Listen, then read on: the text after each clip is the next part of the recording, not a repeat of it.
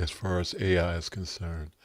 It's absolutely amazing. She's producing content like crazy on every platform that you can think of. Welcome to the Yep. Zoom Test Kitchen where the And a magic great motivator. Every Friday we're on Absolutely. testing tech to thrive. From screen share to breakout rooms, we push Zoom to its max. So sit back, relax, and let's see what's in our tech hacks. Zooming in, we're testing it all. Live on YouTube each week. From audio to video, no feature we won't tweak. We're the Zoom Test Kitchen crew, here to innovate. Join the fun, learn the tech, don't be late.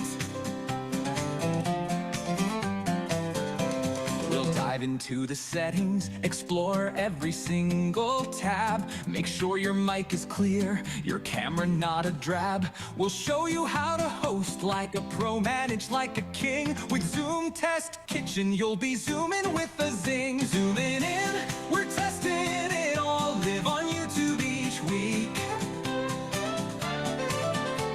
From audio to video, no feature we won't tweak. We're the Zoom Test Kitchen crew, here to innovate. Join the fun, learn the tech, don't be late. Put the words up so we can sing along. Zoom or an expert in disguise, we've got tips and tricks. We'll open up your eyes. From polls to quizzes, we test functionalities. Join us live, see what Zoom does with ease. So if your meetings lag, or you can't share your screen, or if your audio echoes like you're stuck in between, we've got solutions, we'll show you how it's done. Zoom Test Kitchen, where Zoom fun has begun. Zooming in, we're testing it all. Live on YouTube each week. From audio to video, no feature we won't tweak. We're the Zoom Test Kitchen crew, here to innovate. Join the fun, learn the tech, don't be late. So tune in, don't miss out on this tech fest we lead. Every Friday, Zoom Test Kitchen, where you'll succeed. We'll make your Zoom meeting smooth, keep the tech in check. In the Zoom Test Kitchen, we've got your back, no wreck. So tune in, don't miss out on this tech fest we lead. Every Friday, Zoom Test Kitchen, where you'll succeed. We'll make your Zoom meeting smooth, keep the tech in check. In the Zoom Test Kitchen, we've got your back, no wreck. These lyrics capture the essence of what the Zoom Test Kitchen does, focusing on testing and teaching about Zoom functionalities in a fun, engaging way.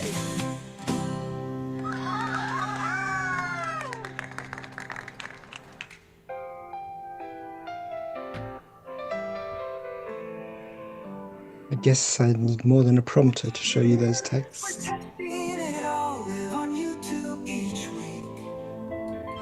They're seeing the frames. How come there's no video in the frames? No feature we won't tweak. The tiles. Test Kitchen crew, here to innovate.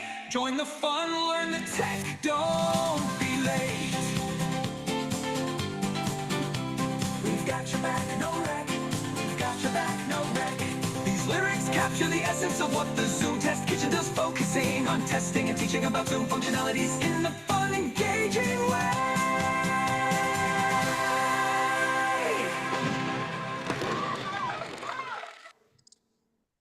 All right. Good morning, good afternoon, good evening to everyone. We are starting the Zoom Test Kitchen in a little different fashion today. David got pulled away last minute, and I will start by hosting. And we will go to the room. And currently, David has us currently in gallery mode in Zoom, so that you can officially see everything that's going on with us, including Robert. And we'll start with Robert since he's on the top right. And he can show off why we've got Rob's meters up there too. Go for it, Robert. Welcome. Thanks, Mike. Good to see you guys and everyone. I thought my Rob's meters would be first, but I'll have to go first instead of them. I've got them up because I finally figured out how to get them running smoothly, and I just wanted to share that today. And it was nothing to do with what I had mentioned about 3 weeks ago about giving them the right sort of permissions. And it's all to do with OBS that I'm using to capture the meters. So I'll share that later on. But good to see you guys. Excellent. Good to see you too, Robert. Over to, let me do this since it's based on Mr. David Paskin's gallery. We'll go next to John Drinkwater. Hello. And I think it's based on the order in which we turned up to the meeting. So there you It are. is. Oh, Robert says no. Oh, I okay. was here first, and then Mike came in, and then Ray came in, and then you came in, John. Interesting. Back to you, John. Sorry. Frank snuck in before me. Frank, how'd you do it?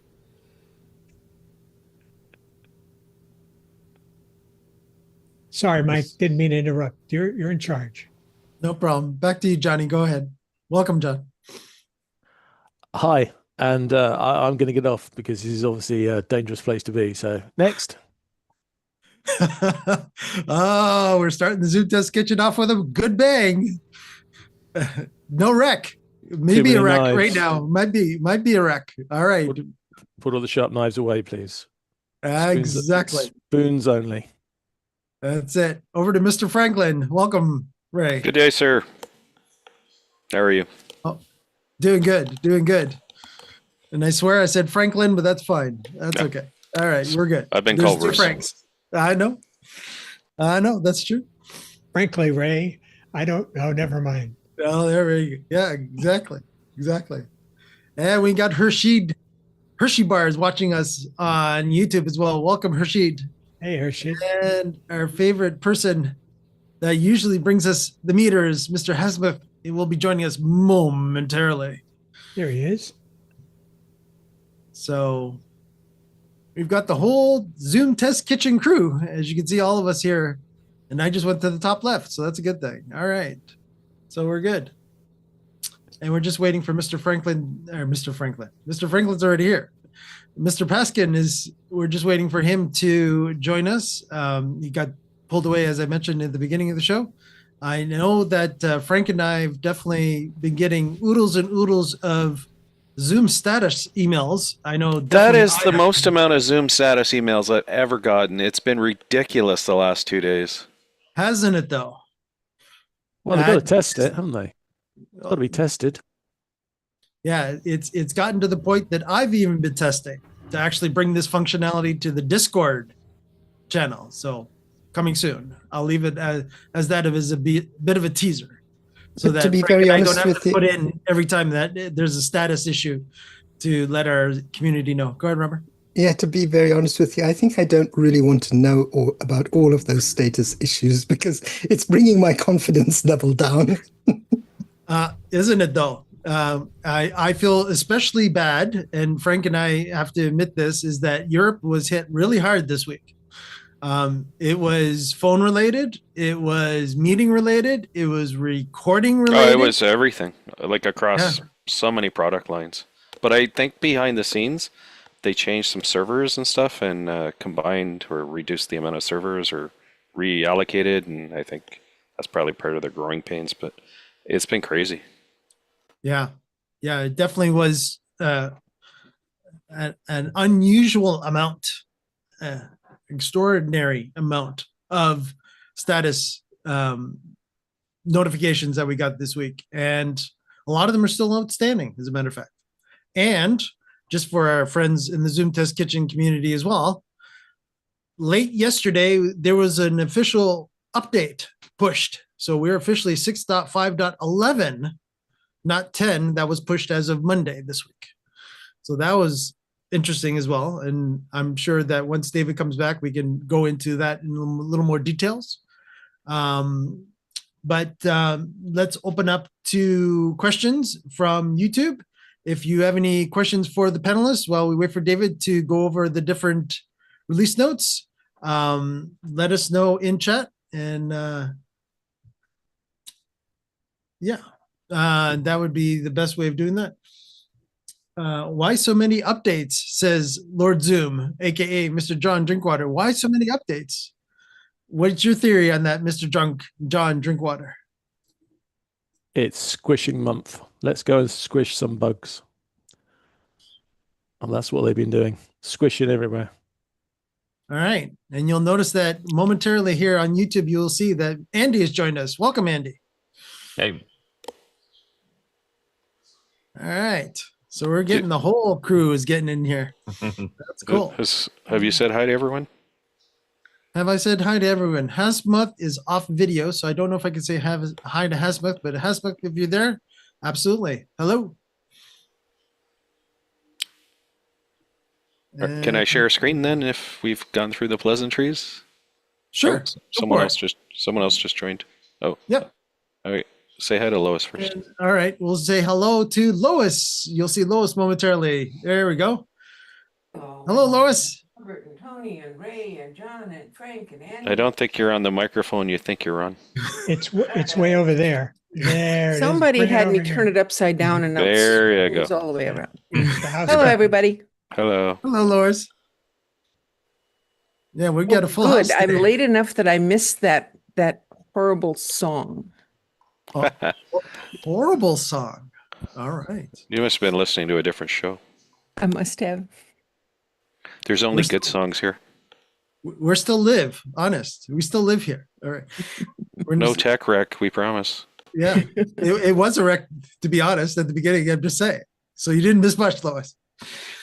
So no wreck. We Where's might have lied David? this week. Where's David? Is he gone? He's currently he had a quick meeting that he had to go into at the beginning of the show, so he's currently there and he'll be joining us. Secret mission. soon. We're not allowed to. It's above your clearance level. Yeah. Okay, so what's up? Yes. What's up? Frank, I think everybody's here and everybody's enjoying it. Oh. And emojis flying all over the place. Go for it, Frank. I was just going to show people where these status updates come from. Yes, actually, yes. That's what we were talking about, Louis, just before you joined. So you can subscribe to www. It's status, isn't it? Status, zoomstatus.com. yeah, that's right. Thanks. Yeah, you're already sharing, Frank. Okay. There. Frank's Should be working gone on it. now, right? Yeah, it's gone. Yeah, good. But yeah. So zoomstatus.com is where all the notifications have been coming in. I know for me, I've signed up for it. I know Frank is also signed up for it as well. So there's been a lot of chatter coming from that. And Frank was just mentioning, Lois, before you joined too, that there is a bit of migration happening in the back end at Zoom, and they are slowly migrating from their current environment to, we would hope, a new and improved and a larger environment. So that is where we're seeing a lot of the potential issues that might be coming into play for this at this point. So one other comment, I guess, if I share screen again. Sure. So Zoom status board is supplied by a different company that a lot of high-tech firms use. What's it called? Statusboard.com or something. I can't remember. Status page. Status page, yeah. Anyway, so if you go here, you'll see all the different products and whether they're operational or if they have downtime. That's like live, basically. Pretty live. It may lag 5, 10, 20 minutes. And then you can go back and see the history of the outages. So if last week you had a problem and you don't know why it was happening, you could go back and try to figure out some more about it back there. What else? There's other things you can subscribe to as well as Zoom, but this is their live status page. So if you keep trying to join a meeting and you can't join, or something else isn't working, chat's not working, you can come over here and see if chat's actually currently active or if it's down.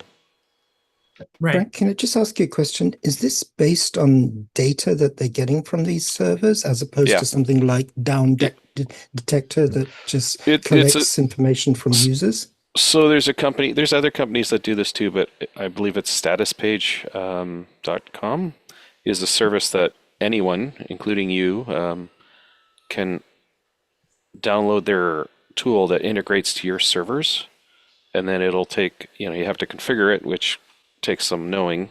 But if you know how to do that sort of thing, then you can set up a live relay between your services and statuspage.com, and then you can customize statuspage.com if you have a subscription with your branding, your logos, anything, however you want to have it set up. And then what happens is it's a real-time dashboard, usually pretty accurate. I mean, sometimes I've seen a lag between 5 or 10 minutes before the information changes on the page. Like you might notice a Zoom outage or something, and then you go to status page and maybe it says everything's green, but if you wait a couple of minutes and refresh, usually it'll turn yellow or red and say, oh, that service isn't available right now. So yeah, a lot of high-tech companies use this, and there's other companies that provide the similar services. And some big companies roll their own. They don't subscribe. They have enough people internally to roll their own, but then they probably have to put that kind of a service on an outside server, because if their server farm goes down and it's hosted on their server farm, they can't really do a live update. So very true. So very true. So Good. I'm on that page now. I'm looking at the list of things that they're telling you about are operational. I don't see Zoom Workplace listed anywhere there. What if I'm using Zoom Workplace and we're in a meeting like we are now, what would I look for? What would it be called to find out why the meeting crashed? Yeah, good question, Lois. And again, the answer is because the Zoom Workplace app utilizes all the services that are listed there. Mhm. It's not the Zoom Workplace app that's the problem. It is the underlying service that you're using within Zoom Workplace. So So- if you're going to a Zoom webinar, then you would have to look up Zoom webinar. If you're going to a Zoom meeting, you'd look up Zoom meeting on that page. It's Go the ahead. services. So like Zoom meeting might be down, or Zoom chat might be down. Zoom Workplace is just branding, right? It's just marketing term for all of the services. Zoom Workplace I is think just it's the term just for the application that's on your own computer. Yeah, but the services inside of Zoom Workplace are more discrete than that. So there's Zoom Docs, there's Zoom Mail, there's Zoom Meetings, there's Zoom, and that's how it's broken down on the status page. And, So and I'm Lois, too, you could looking- also think of it with the tabs at the top, how you have the team chat and all those different are again individual services as well. So you got to think of the workplace app as the coming together of all Zoom's individual services, and that status page is based on each individual service that you could have a license to use. So I'm looking on that page again, and it says Zoom meetings, but only as a subset of Zoom events. I don't see Zoom meetings without Zoom events. So if it's not an event, I don't see that as a subset. I see Zoom Events, Zoom Mail, Zoom Meetings all as their own things, and Zoom Meetings actually has a plus. And here, I'll just show you guys, because Okay, people I on see the YouTube plus. can't see what just happened. Okay, so the plus doesn't mean subset, it means there's more stuff. So here's Zoom Meetings Mhm. as a category, but then when I actually expand it, there's all the subcomponents of Zoom Meetings. So meetings, chat, polling, archiving, live transcription, closed captioning, and so forth and so on. So if you hit that expand button, it shows you all the components of that subcomponent of all of Zoom's service offerings. And Zoom webinars is under Zoom meetings too. That's cool. Thank you. I designed some of these as a demonstration for my employers to show them that we could do the same thing, and you can set it up a lot of different ways. It's sort of like designing a web page. They give you the tools to set it up, and then you decide how you want to. So this was somebody's idea of how it should be implemented. It could be implemented differently if you had a different vision. So maybe a company like Robert's company, maybe they would like to have a status page for their services, and they could put in their advertising. If somehow the feed goes down, come to our live status page, and they could put that in their documentation or whatever. Or any other service company could do the same thing, right? Yeah, and a lot of these systems as well, Lois, are tied into what we call in the monitoring world the ticketing system. So that's why you will get updates in there that, oh, we're looking into it right now.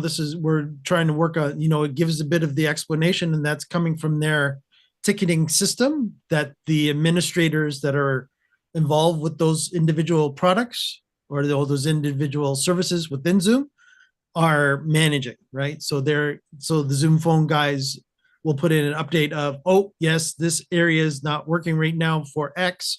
We're looking into it, or we've implemented a workaround, or it's been resolved because of this, and we're monitoring it. So it's all based on those type of clauses that, again, based on their monitoring and then based on their, as Frank was saying, based on how they've structured each status to report back, will give the feedback to customers.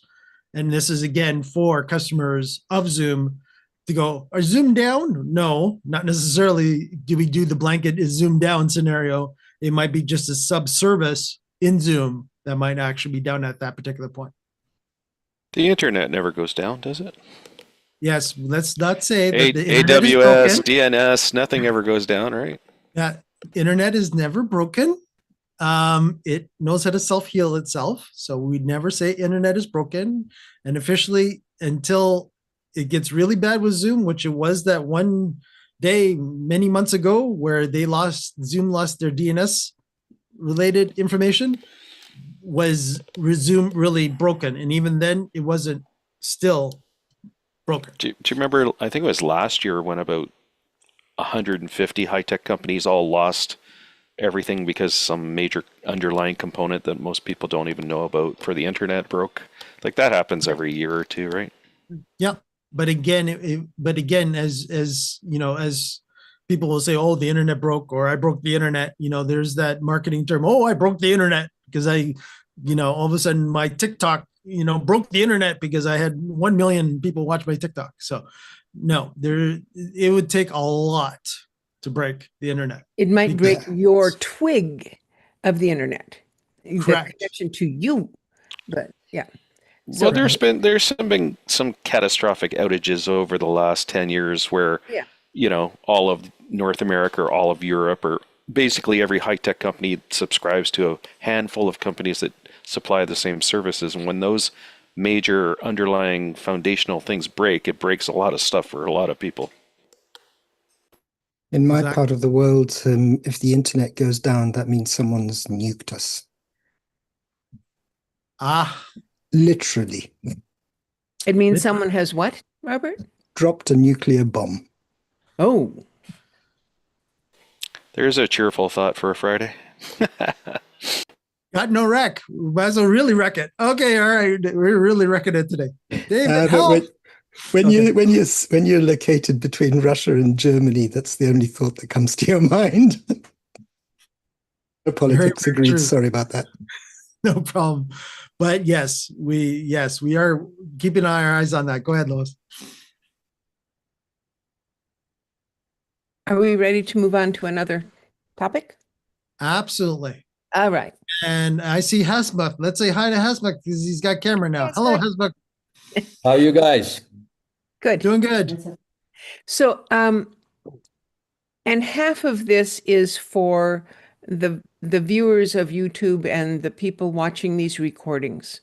And then half of it is just to confirm that I'm right. So if we're in a meeting and one person's frame freezes, my assumption is that they are having computer problems or connectivity problems at their site, that it's them and it's not Zoom and it's not us and it's not the world, but it's just that one person because their frame froze. Is that right? And can you think of any times when that would not be true? Everybody else is moving. Everybody else is moving, and that it's just that one person. Yep. It's got to be them. A lot of the time, it may be, again, depending on their infrastructure where they're located. Mm-hmm. It could be, if they're using Wi-Fi or, if heaven forbid they're using Wi-Fi, but if they are using Wi-Fi, then that could be it. If it's not that they're using Wi-Fi and they're actually using Ethernet, which is always the preferred method.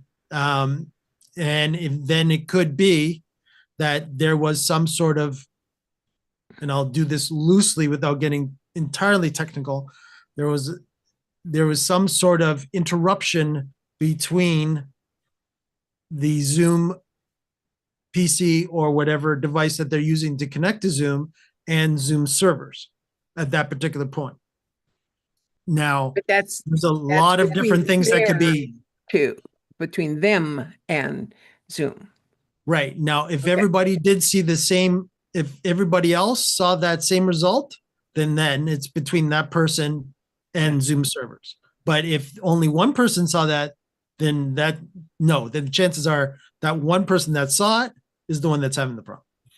Well, now, if I see one frame freeze and the other frames are still moving, and they can't be me.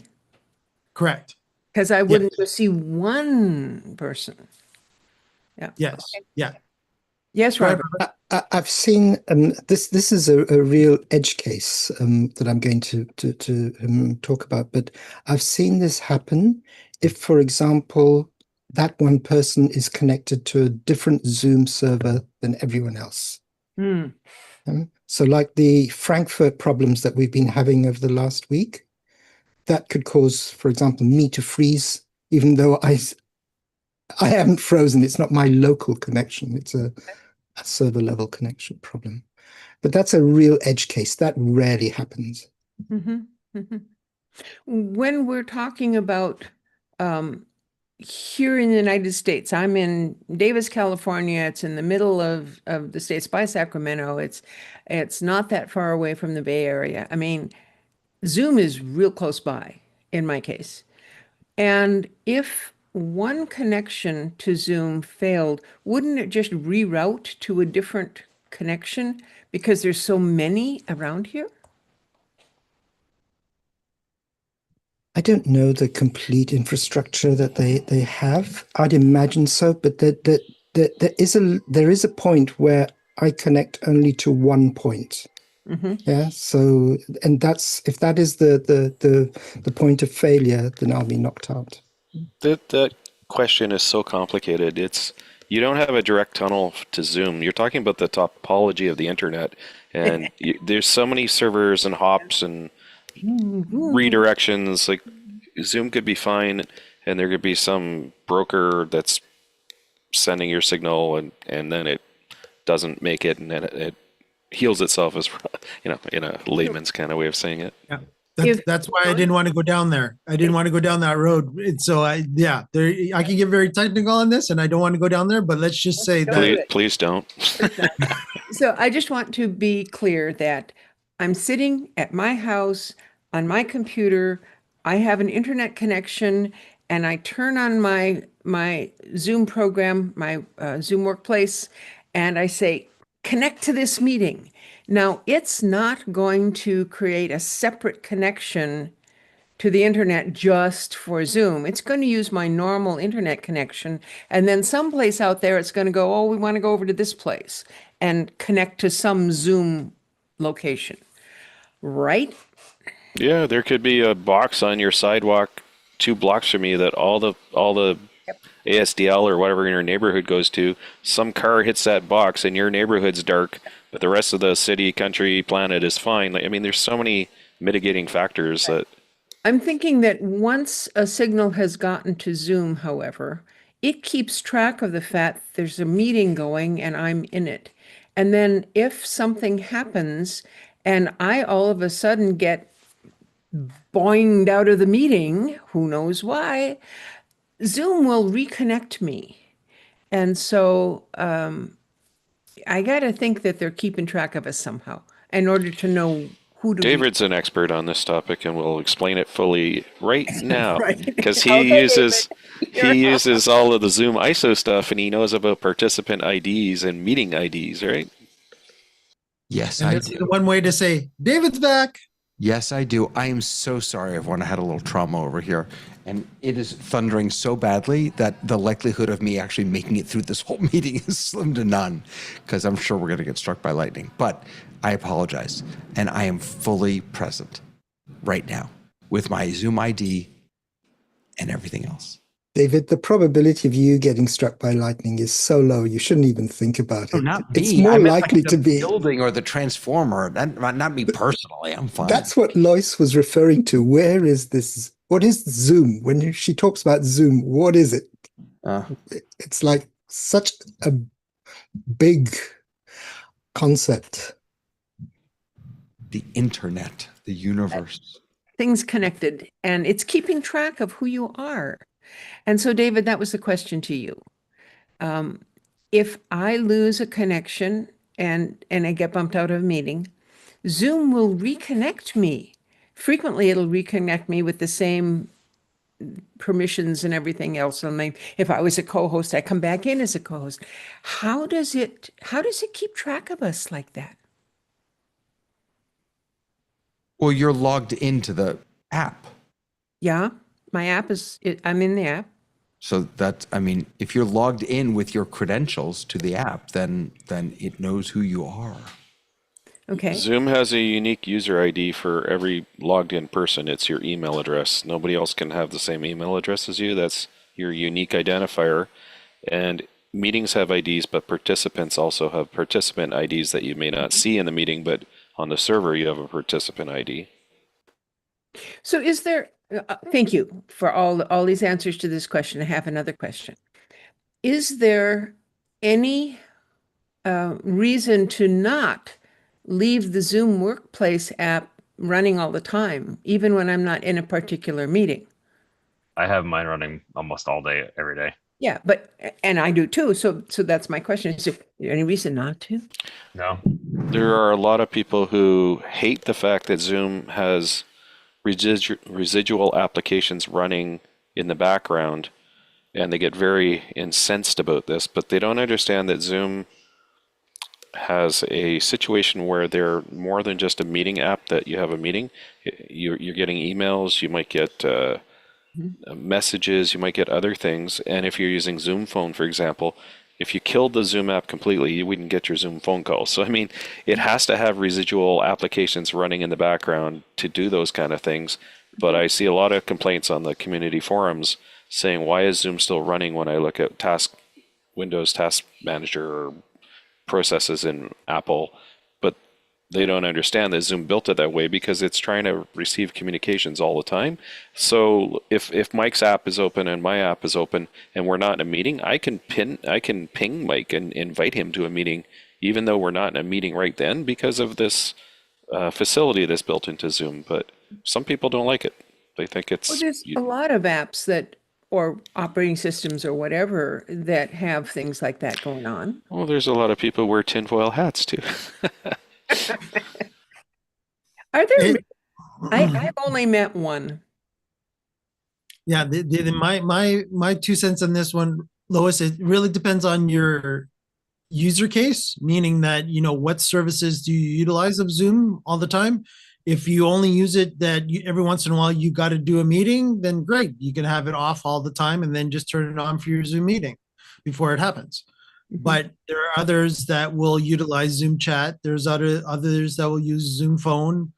There are, again, all the different other capabilities, like I know I talk with John ahead of time before we do our show on Tuesdays. And again, how am I chatting with him?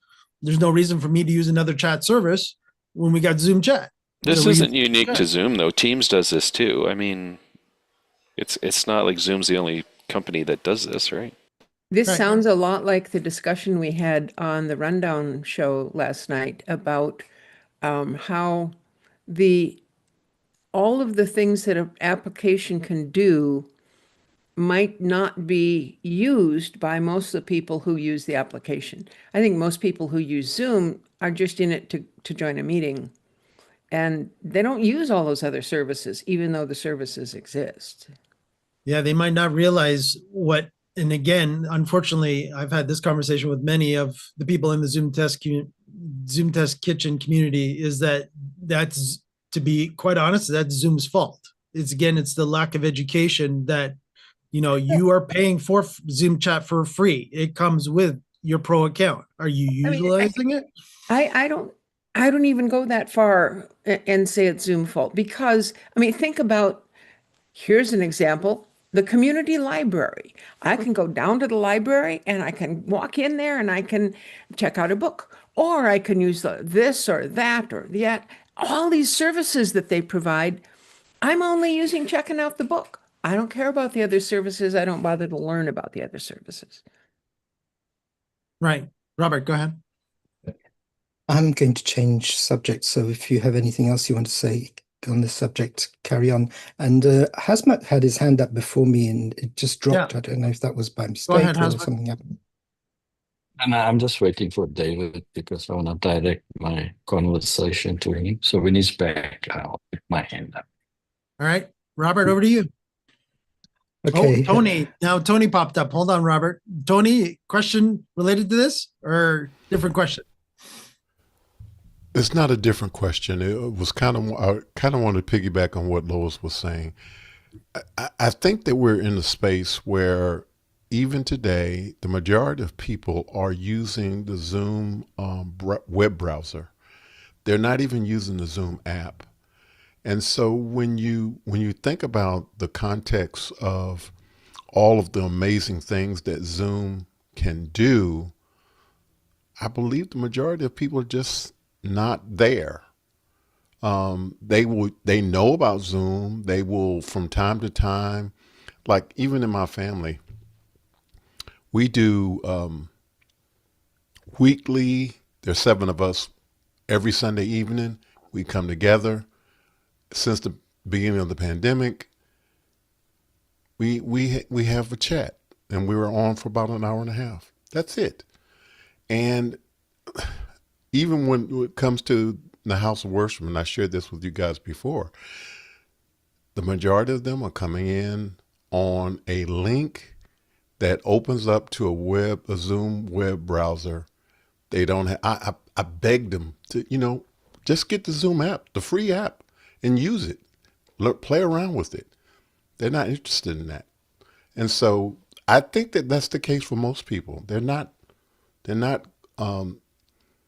interested in going beyond their use case for these things.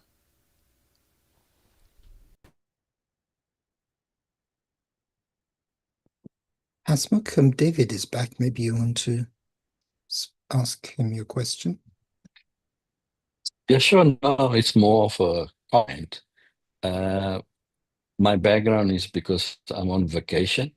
So last night I tried out ChatGPT 5 and I spent about 2 hours, and which allowed me then to tune into David's show. And it kind of reminded me about something and technology and all the things we talk about. I had a ENT professor in my 5th year. And I believe every year he would start off with a chalk on a whiteboard and he would draw a small circle and say, this is the knowledge we have. And he draws a big circle around it and says, this is what we don't know. So his theory was, the more you know, the less you know.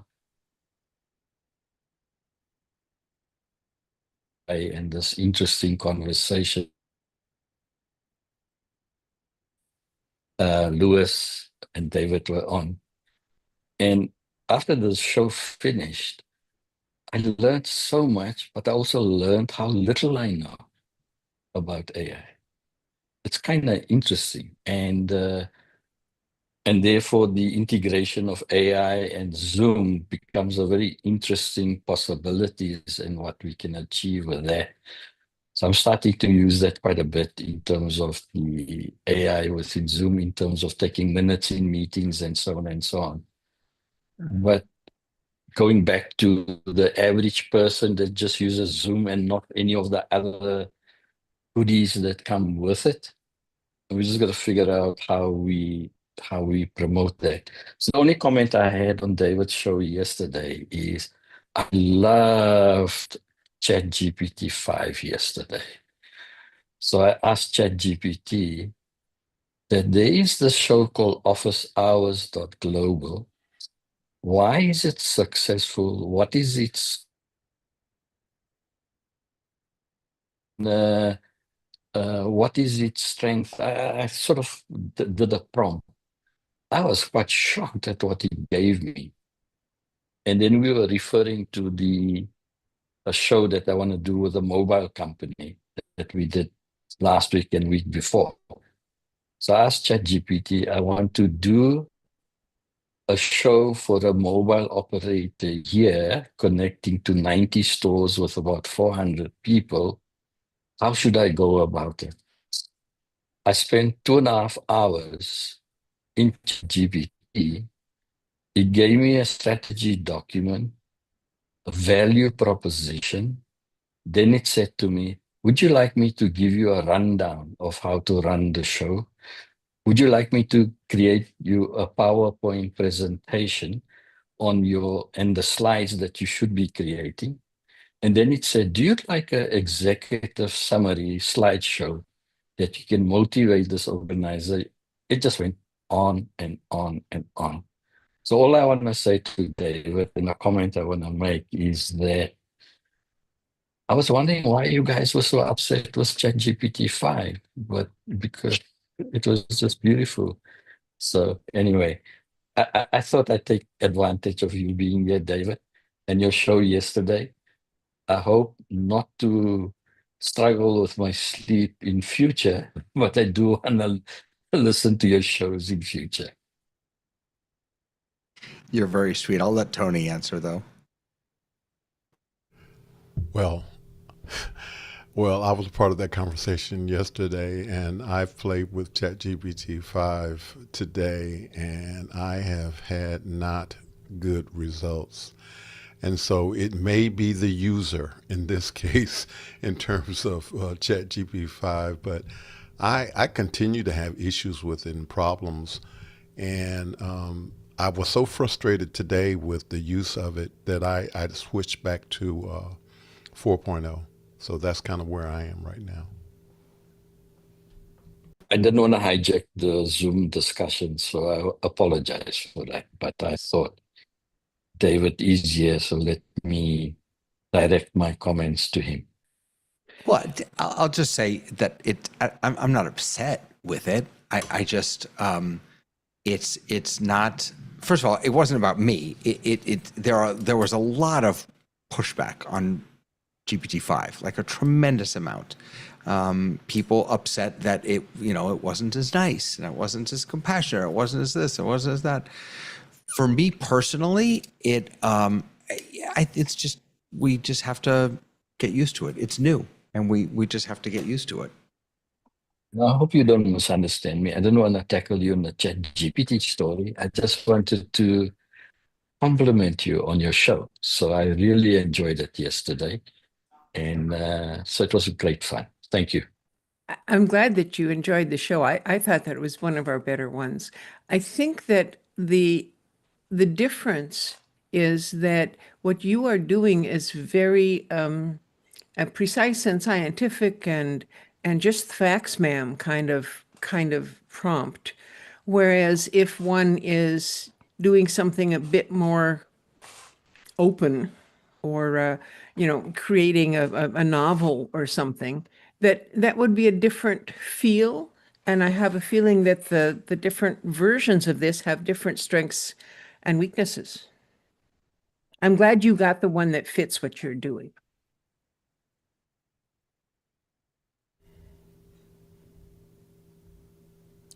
Tony, go ahead. Yeah, I just wanted to add that one of the problems that I was having was that I was asking it to do a particular task. And in the past, I had no issues with it doing that particular task. But what it kept doing, it kept summarizing what I was asking it to do and telling me that it was going to do the task, but it never did the task. And it went on and on and on. Every time I asked it to do the task, it would tell me that it's doing the task, and then it would summarize the task, but not do the task. Yeah, Robert. I'm just waiting in queue to move on to another topic. So when you guys are ready, We can move on. We're ready. Go ahead. First of all, I'd just like to say to John that I have a proposal for a new app for you, and I'd like to say this out loud so that you hear it if you're listening. And this is to manage the chat. I need an app that will give a default response when I have 1,000 people in a meeting and I'm getting 100 direct messages per minute. I need an app that just responds to them and say, thank you very much. I am overloaded at the moment. You are the 150th person in the queue and play some Chopin music in the background. But that, of Chopin course, music too. Oh my goodness. Now you're really pushing it, Robert. Okay. Well, you can get Chopin music without getting the rights to it because it's in the public domain. But my point is that I think I've got to the point where I need something to manage these direct messages in the chat, and that was my request to you. But just to go on to a different topic, I have been working on Zoom webinars recently. And I want to make it very clear so that the conversation doesn't get derailed across to Zoom sessions. But in Zoom webinar, there is an option called Make the Webinar on Demand. Now, it's really not intuitive what this does, but this is such a powerful tool. I thought initially when I read that, and I hadn't read about it, that make the webinar on demand means that you set up a webinar and the first person who joins the webinar sort of initiates the webinar and it switches on, so that it's running. But it's got nothing to do with that.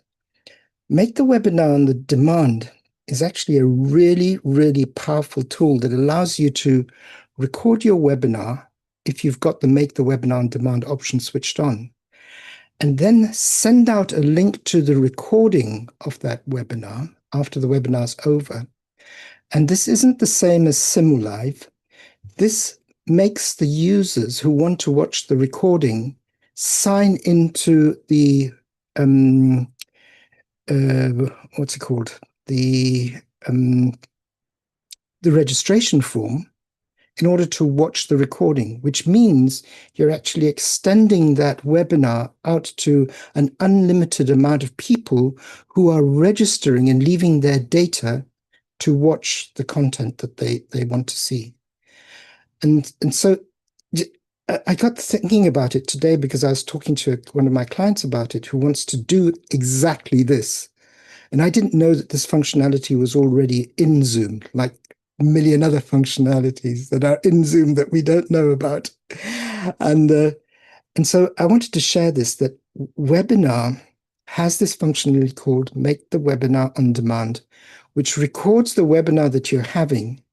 And then when you share the recording, you have the option of directing someone to a registration form where he registers his information before he can watch the recording. So in a classical meeting, you send out the link to the recording, either an open link or a link with a passcode on it, so that it puts you in control, but you don't know who's watched it and who hasn't watched it. And this gives you the power to send it out, and someone has to register in order to watch it, and you can collect all of this data. And it's in Zoom. You don't need a third-party tool to do that. Does Gerald use that? Does Gerald? No. Because it would be perfect for him. Exactly. It would be perfect for him. It would be perfect for a lot of scenarios. The more I think about it, it is a really powerful tool. It won't let you use a paywall. So you can't use it to sell the thing unless you use some sort of application that will capture it on the way. But this is all with built-in tools that are within Zoom. And so once you've got a webinar license, you can do this. So I wanted to share that. And I don't know if anyone's used it. Yeah, I've used it. It's been around for a while. How do you use it, Frank?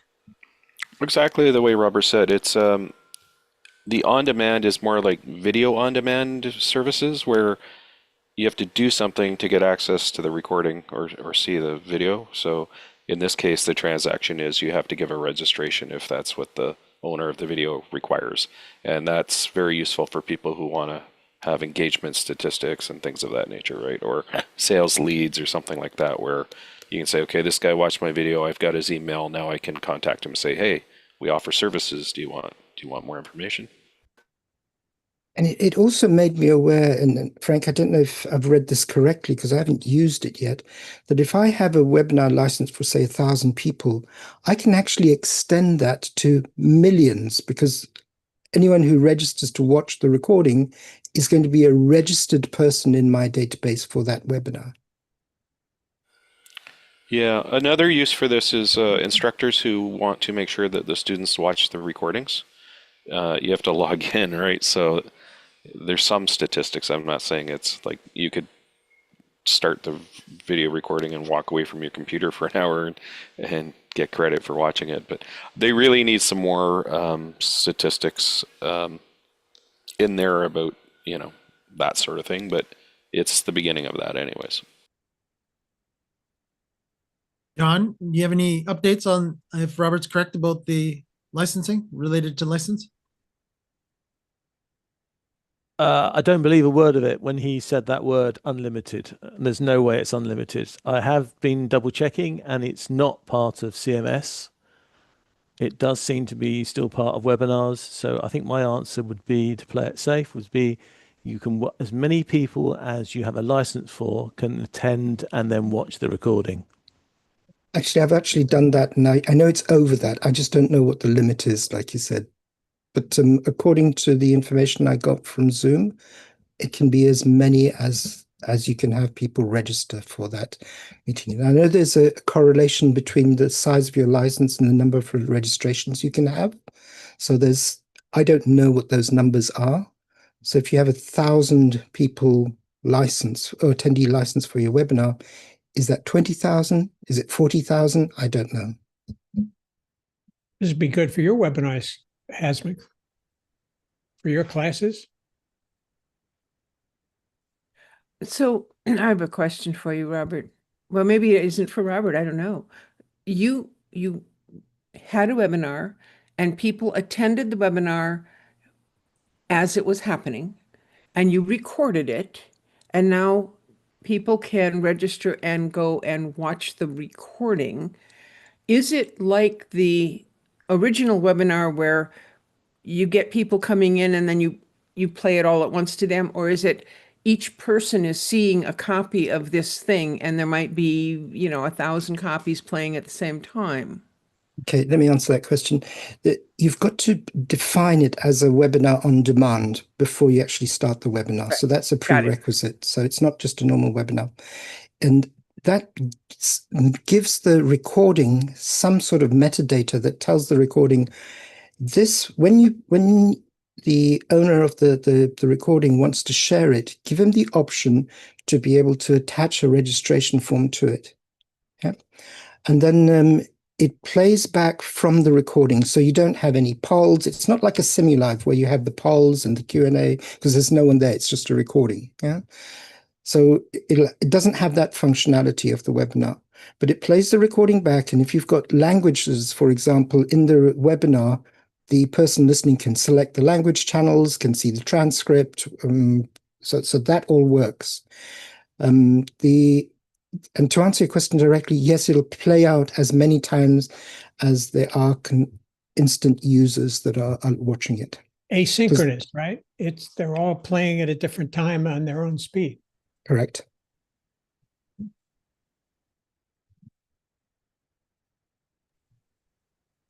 Okay, all right. Hesma, go ahead. Yeah, Robert made reference to an app he wants to manage the chats during his events. I actually have never ever used or made chat available in the meetings I schedule. So my question is, when is it wise to use chat or make chat available? And when should you not? What are the issues? So it's just a question I'm throwing out, because in my event that I'm planning, not the medical one, but the other one, I'm thinking of now actually making chat available. So what are the upsides and downsides of opening chat? It almost sounds like you need somebody to moderate the chat as one of the ways of managing it. Yeah, Yeah. I can share my experience with that, Asmuk. Sorry, Mike, did I jump in on over you? No, go ahead. Go ahead. Because I actually manage large meetings with chats, and I can start from the downsides, and then I'll move to the benefits of having it. The downsides are, like you said, you need a moderator, and the second one is that a lot of people will use the chat as the Q&A place and not use the Q&A function. So you get a mess of personal interactions between people and questions to the people who are meant to answer them. So that's a really serious issue that needs to be addressed. If you have a good moderator, that moderator will not tell people to constantly, you've put it in the wrong place, go and write it over there. They'll just move it across and say, listen, I've moved your question to the Q&A. It'll be visible there. The way, the two scenarios where I've seen chat really useful. One is for exchanging information, contact details. So if there's a networking event, then people are asked to put in their personal LinkedIn data or emails or whatever it is that is being used as the contact information. And the second one is where there are really technical topics and people are talking between themselves. Listen, what did he say? That doesn't sound right. And usually what happens then is I've noticed that the threads that you've got to have threads switched on in chat so that the conversation is held in threads. Otherwise they get just muddled up because it's just a continuous flow of different people writing. I don't know if that answered the question, Hasma. It does help, and I'm seriously thinking of venturing it out with this mobile company, and I think it'll be useful for them to chat amongst each other as well, and as you say, exchange contact and one of the things ChatGPT said is you're trying to build a community with this kind of event and create these connections amongst these different, even though they belong to the same company, they hardly know each other. So chat would and actually promote and enhance that interaction outside of what's happening in the sort of agenda of the meeting. There's only one time I've seen that chat is a distraction is when you have, for example, C-suite executives sending out a message to people. You don't want those people involved in a chatterbox on the side. Yeah, you just want them focused on the message that is coming out. That's the only time I've seen that it's really, you should switch it off for 100%. So my experience has been that if it's a small group that is coming together fairly frequently, not necessarily always exactly the same people, but it's a group that's got a focus, it's got a continuity to it. The chat becomes very useful to those people who attend and want to, announce what they're doing this week or whatever. I would encourage you not to use chat for any purpose that is official to the meeting. And the reason for that is that it distracts when you're having to try and look at the chat while you're listening to the people. And not everyone sees chat. If you're on an iPhone, if you're on an iPad, you probably will never see the chat because it's just too darn cumbersome. So having the chat available for people to talk to each other can be useful. But be careful and don't rely on it for particular things. The other problem that I see is this Zoom problem that they created when they made it so that if I send a direct message to someone, then all of a sudden I'm no longer seeing the messages to everybody. I've just got them posted up and I have to go up and change who am I talking to now? And so having something announced in chat does not mean that everybody's going to see it. So yeah, I still have to do it verbally. So I think it kind of implies that you don't need a moderator if you're making chat available outside of the meeting itself. But one option is to say they can send a direct message to a person that is able to assist with other technical, other non-content related issues. Because often I see the frustration on folks in the meeting because there's no chat. And so they don't know how to communicate unless they interrupt the meeting itself.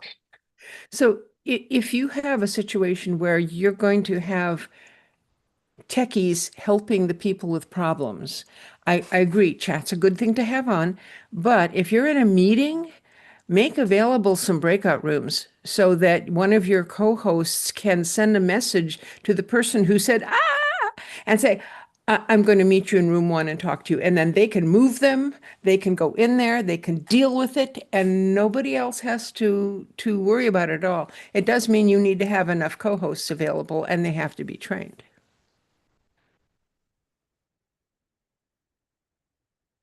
Hey, Frank. Hey. It's complicated meeting dynamics because it depends on so many factors. Like, do these people know each other? Do they meet regularly? Is it a disparate group of people who've never met before? Are they adults? Are they younger people? So it's not a bad idea to have or introduce the concept of chat etiquette maybe ahead of the meeting. This is the purpose of the chat. You can define that or maybe allow it to happen organically. It depends on the kind of meeting you're having. I agree with Robert that I remember when Zoom allowed Q&A in meetings, it used to only be a webinar feature. Q&A is very useful for the moderator of the meeting, the host of the meeting. There's multiple settings. One of the settings I like is to allow people to upvote questions that they feel are the most important. So you have an hour and there's 500 questions and everyone gets to vote on the questions they'd like to hear answered the most because you're probably going to run out of time. So let's say the top 20 questions from the audience all get voted up and there's 50 that don't vote up. At least you focused on what most people thought was the most important aspects. That allows the moderator or the host to answer the questions that are most desired. It also means you don't have to watch the chat as much. You can let the chat be organic, or you can have moderators in the chat if that's the sort of formality you want. So every meeting is different and it depends on your culture. If you haven't established a culture yet, then I would say maybe before the meeting, say, here's our chat etiquette that we're all going to agree to. By the way, Q&A is turned on in this meeting also. Robert, go ahead. I can't imagine sending you a question by Q&A, David, in this meeting. We're just like Frank said, we're just a different community. It just won't work for us. Yeah, Q&A is turned off. No, it's not. I tried to send you one and it said the host has turned off Q&A. Okay. Just for you and I. Correct. And I think this is a good opportunity to go back, Asmak, just to mention that the chat actually has a lot of options that you need to look at before you enable it. Because one of the things you can do is to have the nested options where you have these different conversations happening. One of the things that I use in one of my networking events is to allow the users to download the chat. So if people are putting in their emails, you want to allow them to download the chat. But then again, have the people signed up that you're allowed to share their personal information? There's a lot to look at in that area.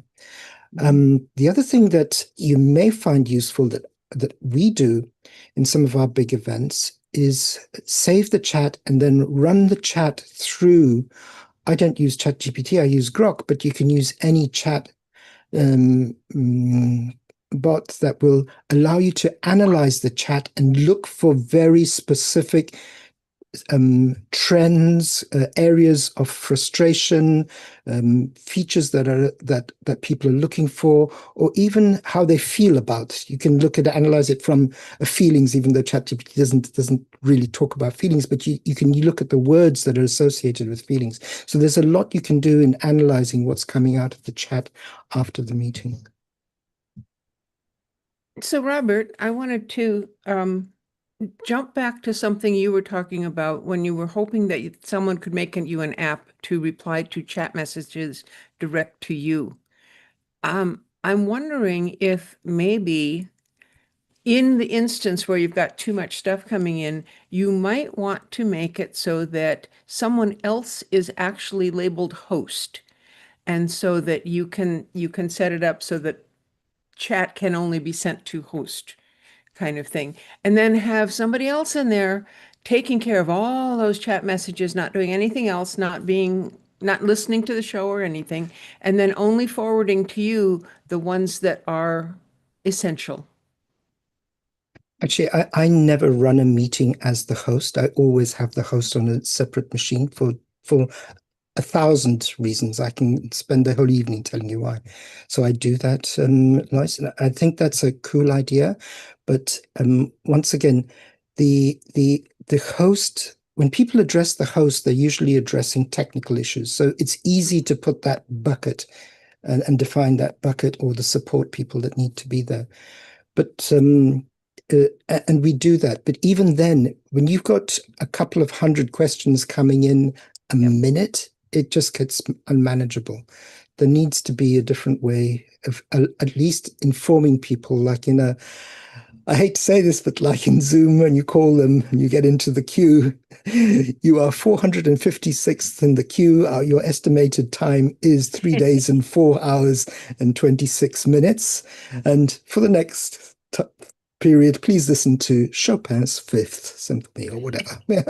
Well, better they should be listening to your program instead of Chopin. And if one could have a co-host post to everyone in the chat, everyone, not just the one person who is waiting for a reply from you, saying the communications have gotten extremely congested, and please be patient. It'll be a while before anybody gets back to you. I don't know if you've ever been in one of these events, but you run big events, Lois, so you've seen them. But these things, if you look at the frequency of chats coming in, it's like a non-stop rolling. It's just unmanageable. It's not someone that humans can do, I don't believe. Well, maybe that's another thing. John, is there an app that can, in a meeting, just periodically send a message to everyone in the chat with a global message, whatever that message is that you want, that you can say, okay, every 5 minutes, send something? Zoom OSC does that. Oh, Yeah, we so do. it already exists. Okay. Yeah, but we do it with Zoom SC when we collect some keywords in different languages. When someone doesn't know how to turn the translation on, you'd send back a link to the instructions. That's the easy one. It's all the non-standard ones that cause the issue. And this is one of the things you need to look at chat. You need to instruct people as well that they can switch off the popping up of chats on their screen as they're in a meeting, because people get... If you leave it on accidentally, you'll get more requests than you have people in that meeting. And how do you turn that little pop-up thing off, Robert? You go into next to the chat, you should have the 3 dots or the down arrow. Show chat previews, is that what we're turning off? That's right. Huh. Didn't know that could be turned off. Yep, that's one of the most common questions that we get. Can you turn that thing that's keep bothering me? Tony, you want to jump in? I wanted to ask a different question when there's time. There's time. Okay, so I am very interested in the Zoom business plan. I have the pro plan right now. And I was just wondering if someone is using the business plan since it's rolled out where you can just have one person using it and what their thoughts are. I have a one license business plan and actually have a business plus plan because I use the phone system too. And I was very glad to see that they allowed us to get one instead of 10. I think it's worth it.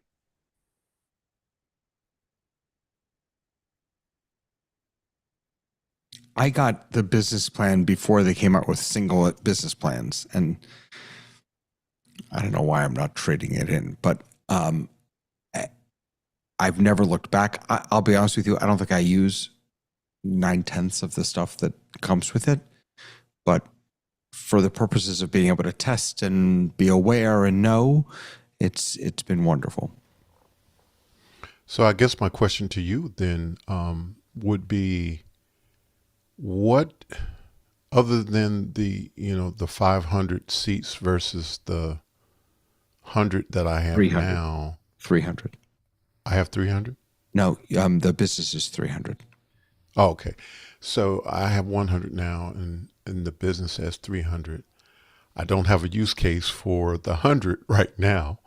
So what would be the advantages for me to move up to it other than experimenting, trying to learn some of the new features and that kind of thing? I would say there are probably maybe 3 or 4 things. So number one, 1080p. That's one. Number 2 is, as Frank said, Q&A in meetings, which is, I think, a really nice feature if that's something you use. And number 3 is there are a whole bunch of the other things like scheduler, clips, a whole bunch of that stuff. You get either access to it free, it's included, or you get extended access, you get a better version of clips or whatever. So there's a bunch of other little things that you would otherwise have to pay for that you get also. So the 300 seats, the 1080p, the Q&A, and then kind of the third, not third party, but the add-ons, the other Zoom tools. Robert and Hasmukh. I just want to share my favorite one, and the name of it is like all naming conventions in Zoom will make you fall off your chair. It's called the vanity URL. In other words, something that applies theoretically to your ego and nothing else, but is actually quite a useful tool, because what you can apply for is a prefix to the domain of Zoom that is yours. So if you have Tony Mobley, for example, all of the links that go out for your events will have tonymobley.zoom.com/ and then the whole of they call it the vanity URL. And I think that name is so hilarious. It's one of the funniest names I've seen in Zoom. Sounds honest to me. Yeah. To piggyback on that, though, you also are able to set a custom URL for your PMI. So you don't have to give out the PMI number. You can give out zoom.us/me or my/your name or whatever name you want. So that's, if you're using PMIs a lot, like David does, that's a good handy feature also. So here's Don't mention that word. Yeah. So here's that. If you go into your profile, you can see your personal meeting ID. And so here's the vanity URL. I don't actually use this though, because I have a website. And so I just made, toradeka.com/Zoom, go right to my Zoom. So, but you could use this, and then you can do the same for your personal link, which is just your vanity URL/my/ and then whatever you decide to have it. That's a double dose of vanity there, David. No, it's a lot of vanity, but I never use this. I mean, I've never ever given this link out for anything because I create my own. Go ahead, Hasmukh. comment and a question. That vanity URL, can you change it depending on the nature of the meeting you want to set up? Meaning that No. it's thematically, oh, so you Well, you can only could, set it you up could, once. but you'd have to go back in and change it back each time. You can't. That's what I'm getting at. So before you start the meeting or before you launch that meeting, you could have that vanity URL that is thematically corresponding with the nature of the meeting. Yeah, you could. You Not could. Well, Okay. let's be careful about what you're saying. You can change it in your PMI. It's Uh-huh. a whole different situation if you change it for your whole organization. That's not something you can do yourself. You have to talk to Zoom support, and it's not like, oh, next week my meeting's about this, so I'm changing my domain to this. It's your permanent domain. Okay. Right. Okay. Sorry, I meant just the PMI. PMI, yeah. You can change your PMI anytime you want. Right. If I click You on want to change the customize, I PMI. can type in whatever I want. Yeah. Thank you for So, the clarification. yeah, just a comment on Tony's question was that I'm glad we discussed about a single license migration to the business account. So in my event, I mean, no, I wasn't expecting over 100 in with my pro plan. And when we reached 96, my staff were panicking to say we're heading towards over 100. So I quickly went to another machine and upgraded my license to the business account. And almost immediately it kicked in. And then as the numbers went over 100, I was okay. So just to answer Tony's question, I switched to the business knowing that I can buy one license, but it was the fact that I was over 100 folks in the meeting. Yeah. Frank, did you want to jump in? Oh, you're muted. Yeah. I was going to let Robert go first because I'm going to say something weird. Robert, go ahead. I was just going to say that, and Hasmak, thanks for saying that, because that wasn't always the case. This is a change. I don't know when it happened, but there was a time when you'd have to stop the meeting and then go back in to update the number of attendees. So this is really important, and it's a really cool feature. I was seriously extremely anxious to understand that the license is going to kick in because this meeting had already started. And it ended up close to 290 odd people. But if it did not kick in, I would have been in serious, serious trouble. Okay, so here's a little declaration from Zoom. You cannot guarantee that feature in any way whatsoever. So if it doesn't work for you, don't blame Zoom for being at the last minute. You're just jolly lucky that it works, but it's not guaranteed by Zoom in any way to be an instant feature. The gods were with you, Hasmak. No. It depends if you know the Zoom CTO or not. So. No, it depends on the Zoom servers. I just wanted to say thank you all for your responses. Frank, go ahead. Oh, for Hasmek or for anyone who could benefit, let's say you didn't have enough licenses.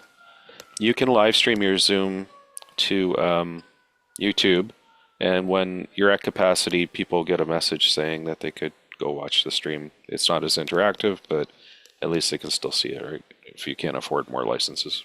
Yeah, there's one caveat to that, and if I can add, Frank, and I know you know this because we talked about it last time, that you have to initiate the live stream to YouTube from your Zoom meeting.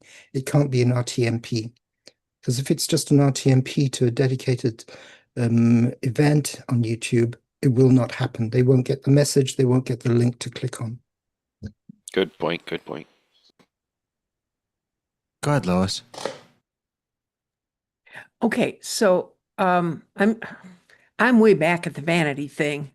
I went to toratechguy.zoom.us, which is the official name of the thing, and it opened, but it didn't have anything about Torah Tech Guy in there. They just have start a meeting, sign in to configure account, join, connect to a meeting in progress.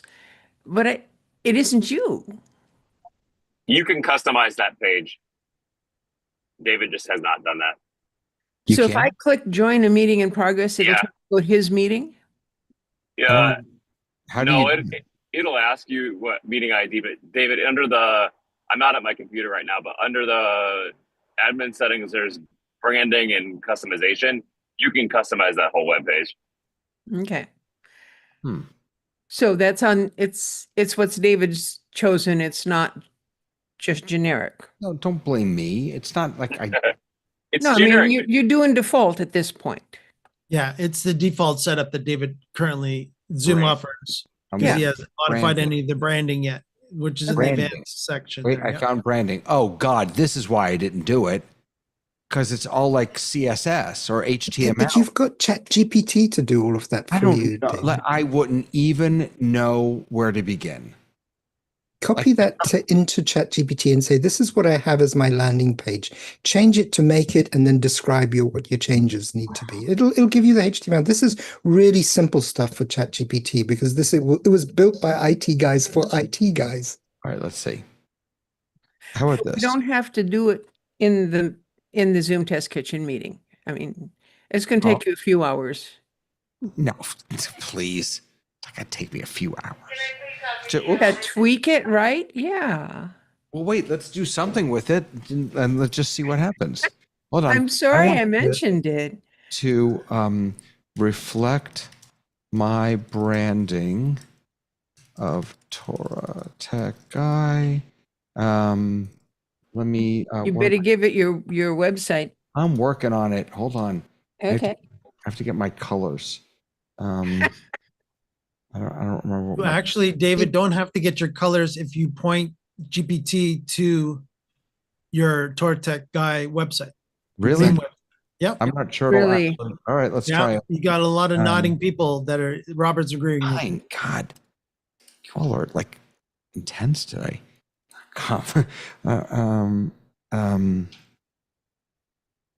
Please update the HTML appropriately. I love it when people write in please to ChatGPT. It's Oh, I so do. polite, isn't it? I can't. Yeah, it's terrible. And Best I think friend. it's amazing that he types it and doesn't just click that microphone button and record it. No, I'm a typer. Here's a clean brand aligned version you can drop in. All right, let's see what it did. Oh, this is exciting. Okay.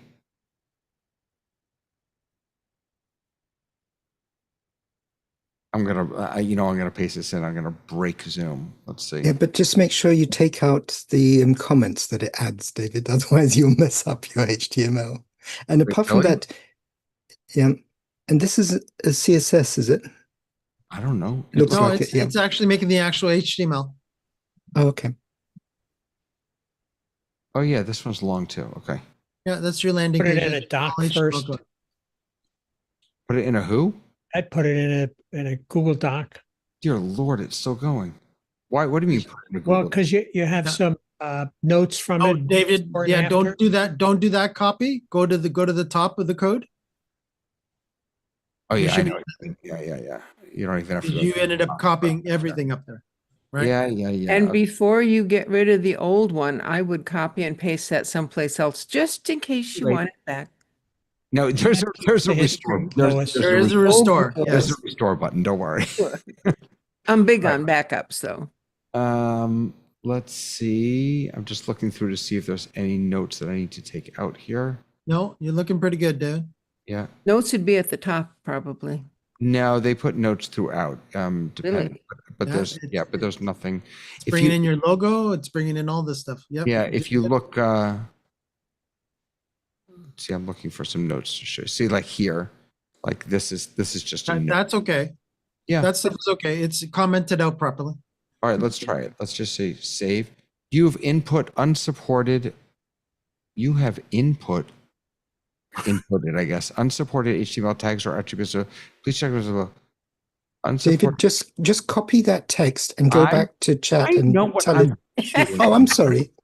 I'm sorry. You think I don't spend my entire day doing this? Now you tell us. Now we finally know what you do in your life, My David. God, all day I'm going back and forth. Okay, so the issue was that the link tag didn't support cross-origin in many static hosting setups. So we'll remove that attribute. Here's the correct HTML with your TorTag. Save for standard hosting. All right, so this is going to go, and then we'll move it back in. Gosh, this is so exciting. Okay, I will take this all out. Thank you very much. Incidentally, for those of you who do have multiple accounts in the business, multiple users within your business account, you can create multiple vanity URLs for the different accounts.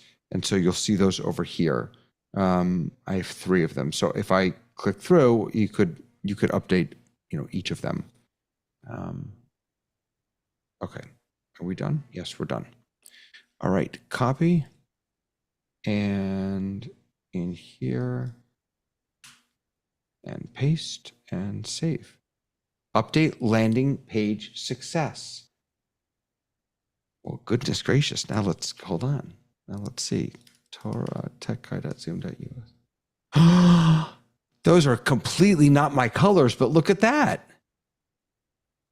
I mean, that's not even close to anything from my website. Yeah, it really didn't really look at my website. I mean, it didn't look at my website at all. But that's pretty cool. But it's a lot easier than we thought it was, isn't it, David? Yeah. Well, now that we have AI, if we before ChatGPT, I mean, I'm sure that I looked at this before 2023 when ChatGPT came out, and that's why. You can also change your emails. You see there 3. You can't do that without that account. So you can change your standard emails. What are my standard emails? Meeting invite email. Yeah, you've got full access to all kinds of branding. Oh, yeah. Gotcha. Well, And David, he's not going to go to sleep tonight. He's got so many new toys. No, he's not. And this is all, does a pro account have this also? No, none of that. That whole set of tabs is not available to pro. Oh, so there's another. So Tony, if you want to do branding, there's another good reason. That's the vanity thing. Yeah. No, well, no, this is not part of the. Well, Are you dealing with the web page still? By the way, you're welcome. Yeah, but I'm wondering, but I don't think that has anything to do with it being a vanity URL. I think you would. You have to add the vanity URL in order to customize the emails too. Oh, you do really? Yep. Okay. And the landing page also? Yeah, it doesn't appear until you put the thing. Until you put the vanity URL, that whole lot is just completely blank. You never even know it exists. Gotcha. So what page would you have if you didn't have a vanity URL? I don't think you'd have one. Yeah. Yeah, and you don't have a landing page. Right. Gotcha. How much does the vanity URL cost? Well, it's part of business. It's part of a business account. So you can't do it with pro account. Yeah, I'm not sure you can. Let's see if Lois, let me try and answer that question differently. It'll cost you a lot of time because, as you can see, there's lots of toys to play with. Custom. I don't think it's an add-on that you can get. No, you can't have it in pro. Yeah. Although, interestingly enough, I had a business account, and when I downgraded to pro for 2 years, my vanity URL stayed with me. Once it existed, why get rid of it? I'm glad they had that attitude. There's always a gem in every session of Zoom Test Kitchen, and this is the gem for me. Yeah. Sorry, Hasmik, is the gem that David is doing HTML programming? I will not comment. I invoke my constitutional right not to answer. You're welcome. I'm gonna actually give it my oh wait, you know what? Hold on. I can connect to use connectors.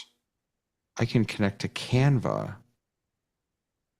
And now I should be able to say, look in Canva for my what are they called? Does it have access to your Canva account? Yeah. For colors. The branding colors, I think they're called in Canva. Yep. Yeah, I could just grab the branding colors. Or you could go back to the ChatGPT prompt and say, listen, those are the wrong colors. Go back and look at the logo and look at this and do the right thing. Right. Yeah. AKA check your code. That's my favorite. 32458. But I can see how David treats ChatGPT so politely when he types in please. He's not going to tell it that it's done something wrong. You and it's actually useful. No, David, sorry, I don't mean to be mean. It's actually useful for ChatGPT to know that it's done something wrong because it's learning. So yeah, no, you're right. You're right. When And it on takes top of over that the too- world, David Yeah. will be safe. And on top of that too, OpenAI would like you not to say thank you and please. I know, because that eats up energy and yeah. Yeah. I found your productions logo to align. I can extract the logo assets. Okay, yes, I would like you to do that. And yes, I would like you to do that. I know I find it really hard to not say please. I just do. I also Do you thank your car every time it drives you somewhere? I should. I also find myself saying, I want to instead of just, do it. Upload to your site and replace the logo URL here in the image tag. I located the Canva design title. Yeah, okay, but upload to your site. Yeah, I don't really want to do that. Okay. You have to tell it to reprint the code or something? No, it's doing it automatically for me, and then as soon as it's David, done, you can always just attach your logo and say, here are my colors. no, that's what. Yeah. Well, we'll see. We'll see if this if this does it. Wait, did I lose my Where is? Ugh, I lost it. Let me go to web app home. Oh goodness, that's not what I wanted. That's not what I meant. Okay. What is going on here? Why am I here now? What is this? What can I say, David? Oh, life is bigger. It's bigger than you, and you're not me. Why is it? This is the strangest thing. Zoom.us. I'm sorry, with your connections to God, it's no good asking us why we're here. You should have all the answers. But why is this taking me to zoom.com? And why is it white like this? And what is Zoom.com is the new redirect of Zoom.us because of the domain issues that I mentioned at the beginning of many, many months ago when the DNS went bye-bye for Zoom for a bit. Gotcha. Okay. All right. I got here. All right. But Torah Tech Guy is still under Zoom.us. Yeah. Looking at Yeah, it. yeah, all the vanities are staying under the Zoom.us domain name. See, there's an image error. So I wonder if I actually give it the image. You think that it will Yes. But Yeah, you're allowed to upload one image in the images. I tab. know you can actually upload up to 10 images for this. But what I'm wondering is because what the HTML wants to do is it wants to just point to a URL. So I wonder if chat is going to somehow like host the image in Well, grab the URL from your website, David. That's the easiest from Yeah, I plug could out. do that also. Yeah, it basically what it's telling you to do, David, is put in the actual HTML image tag Yeah, I from know. your logo. Yeah, I don't really have that. Right mouse click on the actual page code. Save copy image address. There you go. It seems as though the ChatGPT is assuming that the person doing this understands how to code in HTML. I think you're right. That and again, Lois, that's why what you just said is precisely why. I don't know why I keep going back to this. I'm sorry. Why I didn't do it, because I looked at this and I said, you know, I mean, Exactly. right. It's not at all meant for people to, you know, drag and drop. Like, Yeah, that's when you call a friend who understands HTML. that's when I call Robert, who tells me just use AI. Yeah, but that's Right. not the point. The point here, David, is that you've used your ChatGPT account. It knows that you've been programming. It assumes that you already know something. It's taken your history. It's made a No, we're persona talking of on you. Zoom's end. No, I was talking now about the ChatGPT giving you Oh, I'm instructions so sorry. that required you to know something. Oh, I'm so sorry. No, that's because I do a lot of You're for coding. different stuff. Okay, so look at this. So now, okay, these buttons are still horrendous, but okay, so You now can just give it an instruction to change the button color to the color of the yeah. image. And it's, So now it took my logo. That's nice. It took my tagline. Right. So this is better. Right. And if it were mine, I would say that that logo has to be 3 times the size it currently is. Well, we could ask it. You know, a tweak like that. Yeah, we could ask it for that. It's nice that I mean, again, I don't really use this, but I'm gonna. No, I didn't mean to do that. I want to just grab this color number. What is that? 3BBAB5. Change the button color to 3BBAB5. you need to put a hash before the 3B. Yeah. Thank you. Sorry, I keep commenting, but I just don't want you to go around in circles, David. Well, that's what I do. Is I go around, because I don't know what I'm doing. I end up going around in circles. I mean, this really is kind of wild. It also, to me, seems kind of pointless because what that page has on it are 3 buttons that are only useful for David. In other words, it isn't some place where I could go and push a button and get into one of his meetings. I'd have to still know all the connectivity stuff in order to do that. I just tried those 3 buttons and they, you know, 2 of them say log in to host a meeting, log in to whatever, change your account. And then the one that says join says, okay, put in the number here. Well, Yeah. so, you know, Yeah.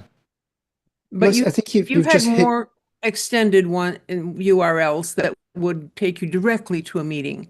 And so those I think are more useful. But I think you've hit the nail on the head there. You know, we're going back to where we started. This is all about vanity. Right. Well, you know, if it was really vanity, then there'd be a button up there that said, you know, join David at the Zoom test kitchen, and you click it and you get in. But no. Right. No, you're right. I look, I don't know enough about this to know if we can actually change the button. Oh, yes, absolutely. You No can. problem. You can add other content, any content you like there if you want to. And you could even change the button, the join button, so that when you click that, it would initiate your long URL that has the vanity and then my whatever meeting name you gave it, and get right into that meeting. So you could do it. All right, let's try. We're going to At do least it. somebody else could do it. I'm not sure if We're doing the it. HTML, well, Here we go. Meetings. I have to grab my thing. profile. Your vanity Yep. vanity number, yeah. Personal link. A personal meeting ID. This is what I want. But that's not the vanity number, is it? No, I want them to join. Yes, but I want them to join the meeting. I mean, I could do the vanity number also. It doesn't really matter. Because it's going to be out in a public website, so you probably don't want your They're not going to see it. bots don't care if they can see it or not. They'll scoop it up anyway. That's true. You're right. Okay. So now, and we'll see if. Let's also try add a button so people can join Zoom Test Kitchen. The link is, what's the link of this meeting? Let's grab it. David, are you sure about this? Why? No one uses it. No one even knows it exists. The Zoom Test Kitchen? No, this page. Oh, Yeah, but just think about this for a second. If someone has malice intent towards you, he definitely knows how to find the door to get in. And this is you're just opening this door. All right, I won't put that one in. Branding, here we go. I'm just going to put my personal link in. no. Why not? Because once you've made this public, it's public. It gets scraped, it gets passed around. Oh, look at that. It worked. That's great. And that's what's going to happen from now on. You're going to be doing something, and these random people are going to be popping up all over the place. I love it. But do you actually expose that link anywhere else, David? I'm sorry? Do you expose that link to your PMI anywhere else in the public domain? Oh, yeah. I think so. I think it's actually on my website. I don't know. Maybe I don't. I think you should just sleep on it. I have a waiting room, and I just don't let anyone in that I don't know. Okay, fair enough. So, all right. Well, there you go. We learned. Oh my goodness, where's my camera? Oh wait. Oh no, that was Mike's. Sorry. All right. We learned about branding. We learned about your skills, David. Well done. Good job. Oh, thank you. Me and ChatGPT, we're like this. God bless. God. May I change the topic? Please, Thank God, you. help us change the topic. So on Zoom, you can switch from one camera to another camera if you have more than one camera. And I've got my one here on my computer. And then I've got that Link 360, which I've never gotten to work very well. And the last time that I looked at the video stuff, it said, oh, by the way, one of your options is your iPhone camera or your iPhone desk view camera. What? So I have taken my iPhone and I have it here. I'll just show it to you. It's like this on this little hanger, and I'm hanging it over my computer, and the lens is like right there. So I'm going to change it, and I want to ask you, do you prefer this view or do you prefer this view?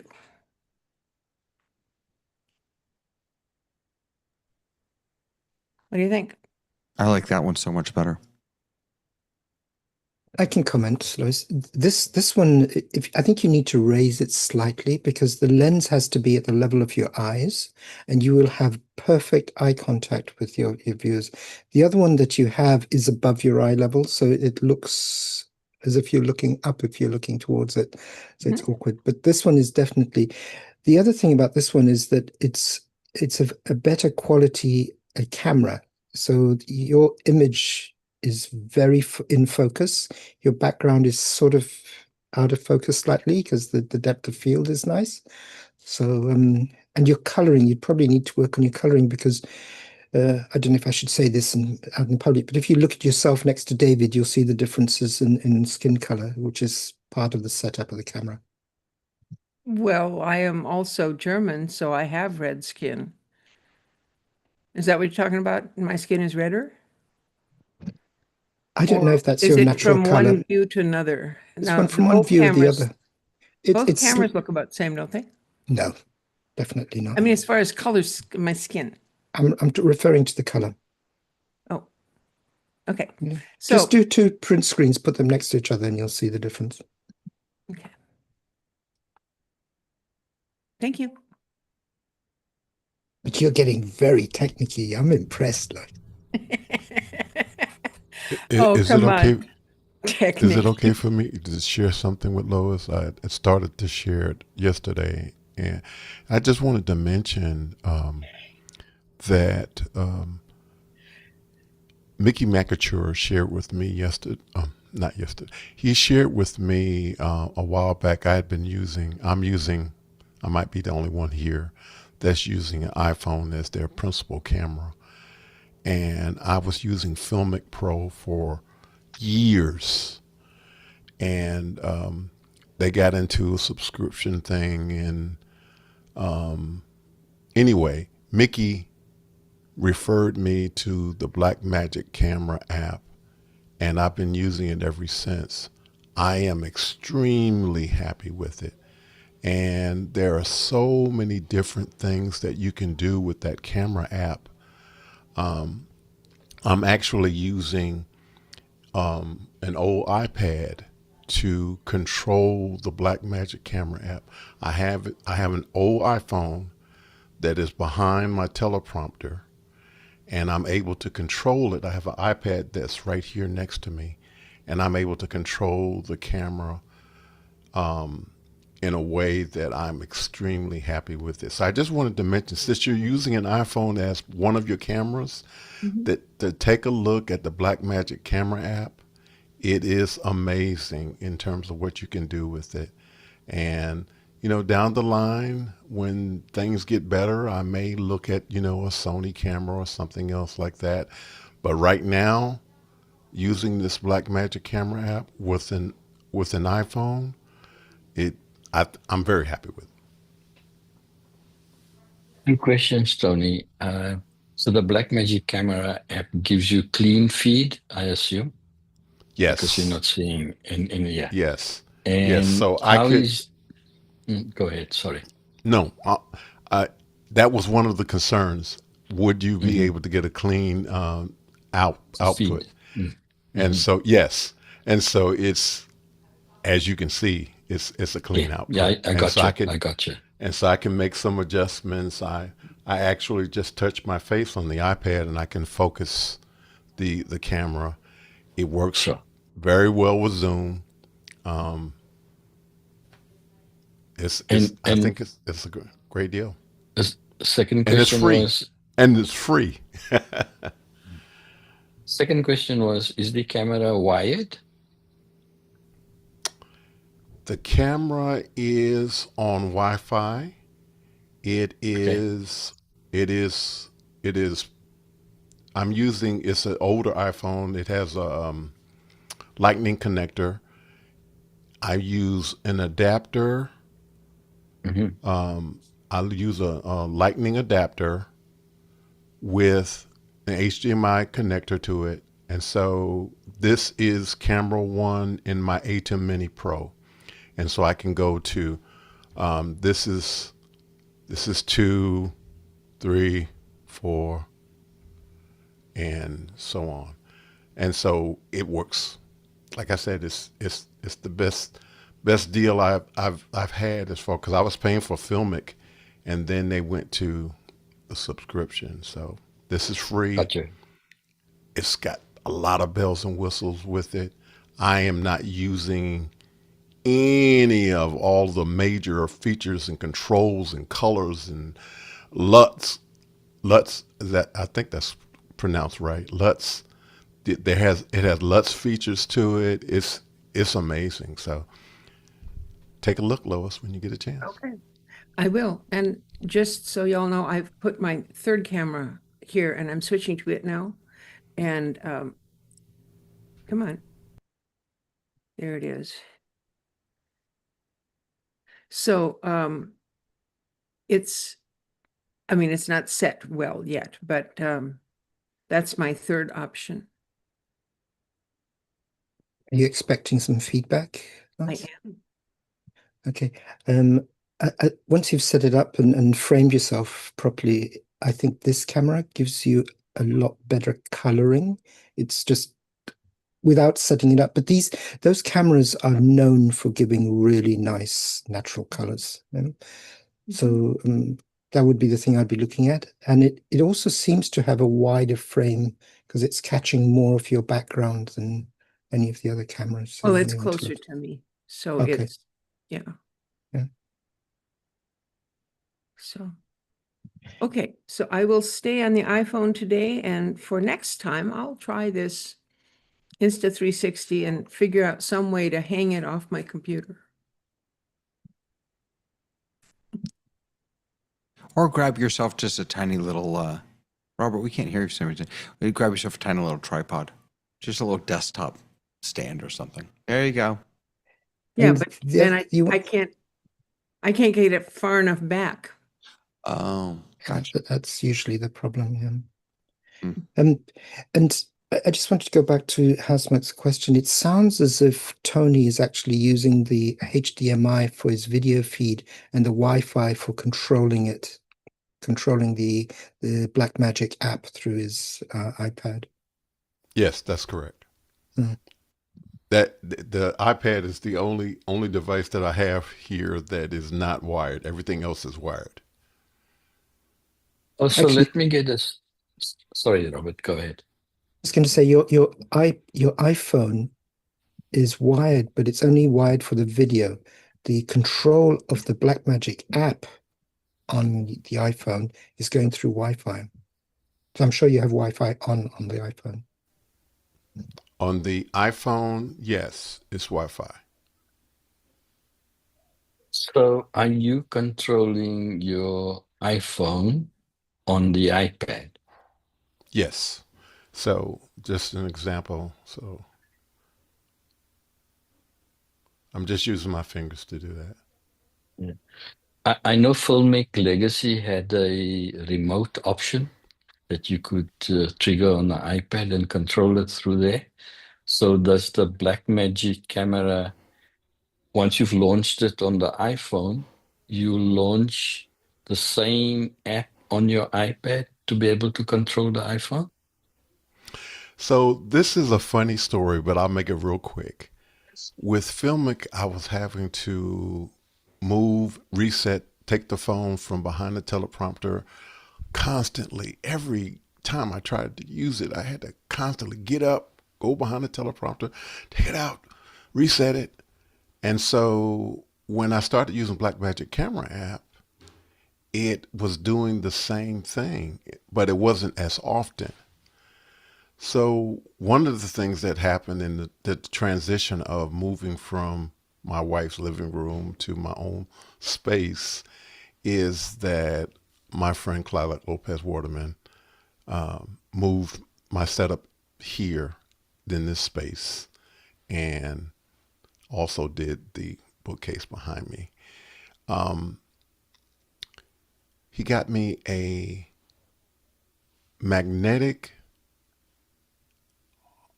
iPhone holder, whereas before, every time I moved it, every time I took the phone out, the frame it was spring loaded and it would push all the buttons. So now it's not pushing the buttons. So I said all that to say that over the last month and a half that I've had this set up, I have only had to take the phone out one time to reset it. It's on all the time.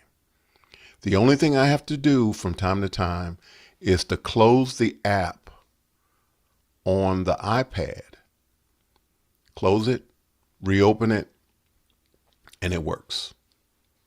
It's like night and day in terms of I don't have to do anything but other than close the app on the iPad, open it up, and I'm good. That- and it stays on. I never turn it off. This is if you don't do this a lot, then what I'm about to say is probably sounds silly. But if you do this a lot, having a setup where you can just sit down and go, and not have to move cameras and take things and so like it, is what I have overkill? Absolutely, it's ridiculous. But having a camera here and having a camera at home and having a screen here and having a screen at home and whatever, boy, that just it makes all the difference in the world to not have to fidget around with that stuff. I'm just going to say, David, I am a happy camper right now in terms of, with the worship service. I just come in, sit on, turn the lights on, make sure everything is I've gotten all the dust out of the way. Occasionally I have to restart my computers. It's a good. I'm in a very happy space in terms of being able to participate in office hours and Zoom Test Kitchen and the rundown and office hours, and just come, sit, and get started. It's great. Yeah, Robert, jump in, please.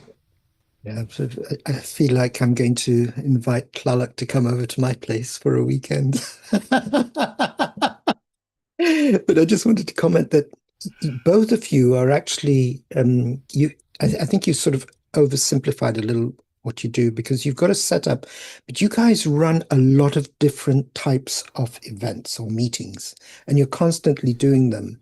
And so that repeatability that comes with having this is just perfect for both of you. No, you're right. And I met with I talked with a lot of people using Ecamm, and one of the things that I say to them is I never join a Zoom meeting and not use Ecamm. Even if I never use any of the features, every time I join any meeting, I use Ecamm. Why?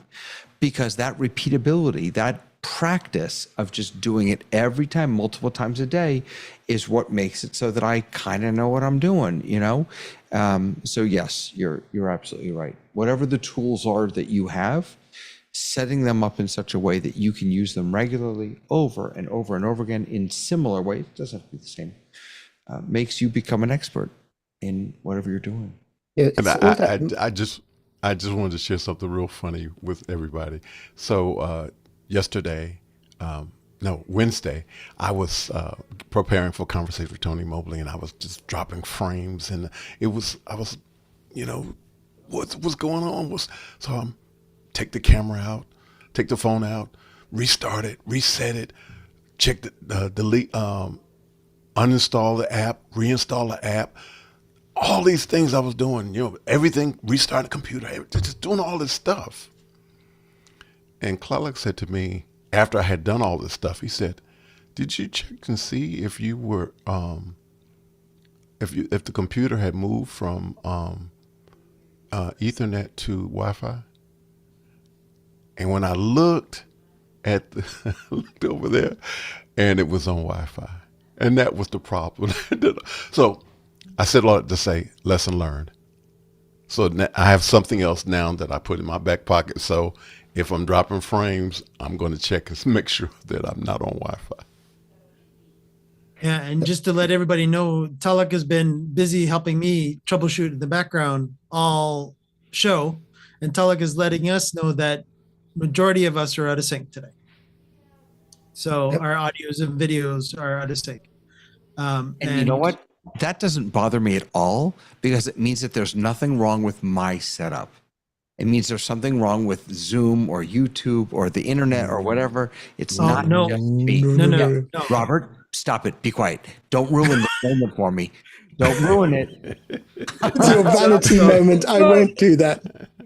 So right now, Tlaloc is officially telling me that, and Tlaloc, you'll have to converge this with me to make sure that I'm speaking correctly. Robert, you're out of sync. Even coming into the meeting, you know that. Tony, because of you're using the phone and you're on Wi-Fi, you're a little bit out of audio and video sync too. And David, you're, what? Using Ecamm. What? Oh my God. Am I synchronized? Lois, believe it or not, Talik gives You're the you only thumbs one. up officially. Well, that's Yes, because I'm so simple. that is Well, true. there's actually there's a lot of truth to that. There really is. There's a lot of truth to that. The more complexity you introduce, the more opportunities there are for lag, for sync, for this, for that. Yeah, absolutely. Yeah. So And in while my you case, it all may were- be that. I'm sorry. Go ahead. finish. I was just going to say, in my case, it may be that I might need to make an adjustment to audio hijack and loopback in terms of my syncing. Yeah, So if you're going to while keep y'all- the phone on the Wi-Fi, but yeah, go ahead, Lois. While y'all were talking, I tried to get that black magic camera thing, and the message I got was it's not compatible with my iMac. It's only available for an iPad. So I tried to download it on the iPad, and the message on that said, well, you're too old. You can't do this. You need a new iPad. So then now my question is, so I'm going to have to go get the new iPad and try doing that. But my question is, do you have to also download this on the phone as well?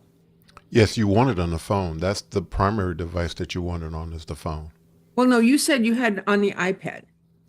And I'm saying I'm controlling it with the iPad, Right. but it And- is a iPhone app, and it's also, as somebody put in the chat, I don't know who did, but it's also available for Android phones as well. Okay, so this says only for iPad. So maybe there's another black magic camera thing? Okay, I'll work on that, and sometime in the future, maybe I'll come back and go yoo-hoo. And Well, maybe- when you get a chance, maybe we can talk about it in after hours or something. yeah, we can go into after hours when this is over. How's that sound? Okay. And you folks out there on YouTube, you can join us in after hours if you're part of the office hours community. Are we done? We're getting close to being there. Robert, you said you were going to leave early, and you had a question that you wanted to make sure you got to. Did you get to it before you left early and stayed late? Yeah, it was the webinar on demand mode, and as usual, Frank is like I don't need Chat GPT. I have Frank to ask these questions to. You could rename Claude to Frank. Not a bad idea. Not a bad idea. But yes, so Might be again, just a offensive to couple, Frank, though. yeah, so a couple little tips that I give all our employees over here too is that when you are using ChatGPT and you do not know what you're doing and you want it to do something for you, let it know that you're dumb when it comes to what you're asking it to do. So in David's case, he should have said, I know nothing about HTML. This is the code that I've been given. Can you modify this for me? And ChatGPT will go, okay, I now know, as it basically is giving ChatGPT a heads up that, yes, this person knows nothing about HTML. I now have to teach that person HTML and why I'm doing that HTML that I gave it to do. And I would add to the prompt that you just said, Mike, which is a wonderful prompt, and I don't want to learn HTML. Sure. And again, again, depending on your, if you don't actually want to learn what you're actually asking it to, that's right, teach you, by all means. No, it's like me and cars and my brother in cars. I just want to drive the thing. He wants to crawl into the thing and look at the engine and do. No, I just want to drive it. Yeah. If I can just comment, Mike, on what you said, I think there are two vectors well, I use two vectors. One is ever since these LLMs got the memory module built into them, because they didn't have a memory all the time, and they remember what you've been talking about, and they put that into the context. So very often I'll say new topic, and you get feedback. Okay, I understand it's a new topic, and I don't take in whatever we've been talking about over the last. That's a really important vector. And Now, the other, is that with ChatGPT or with a different one?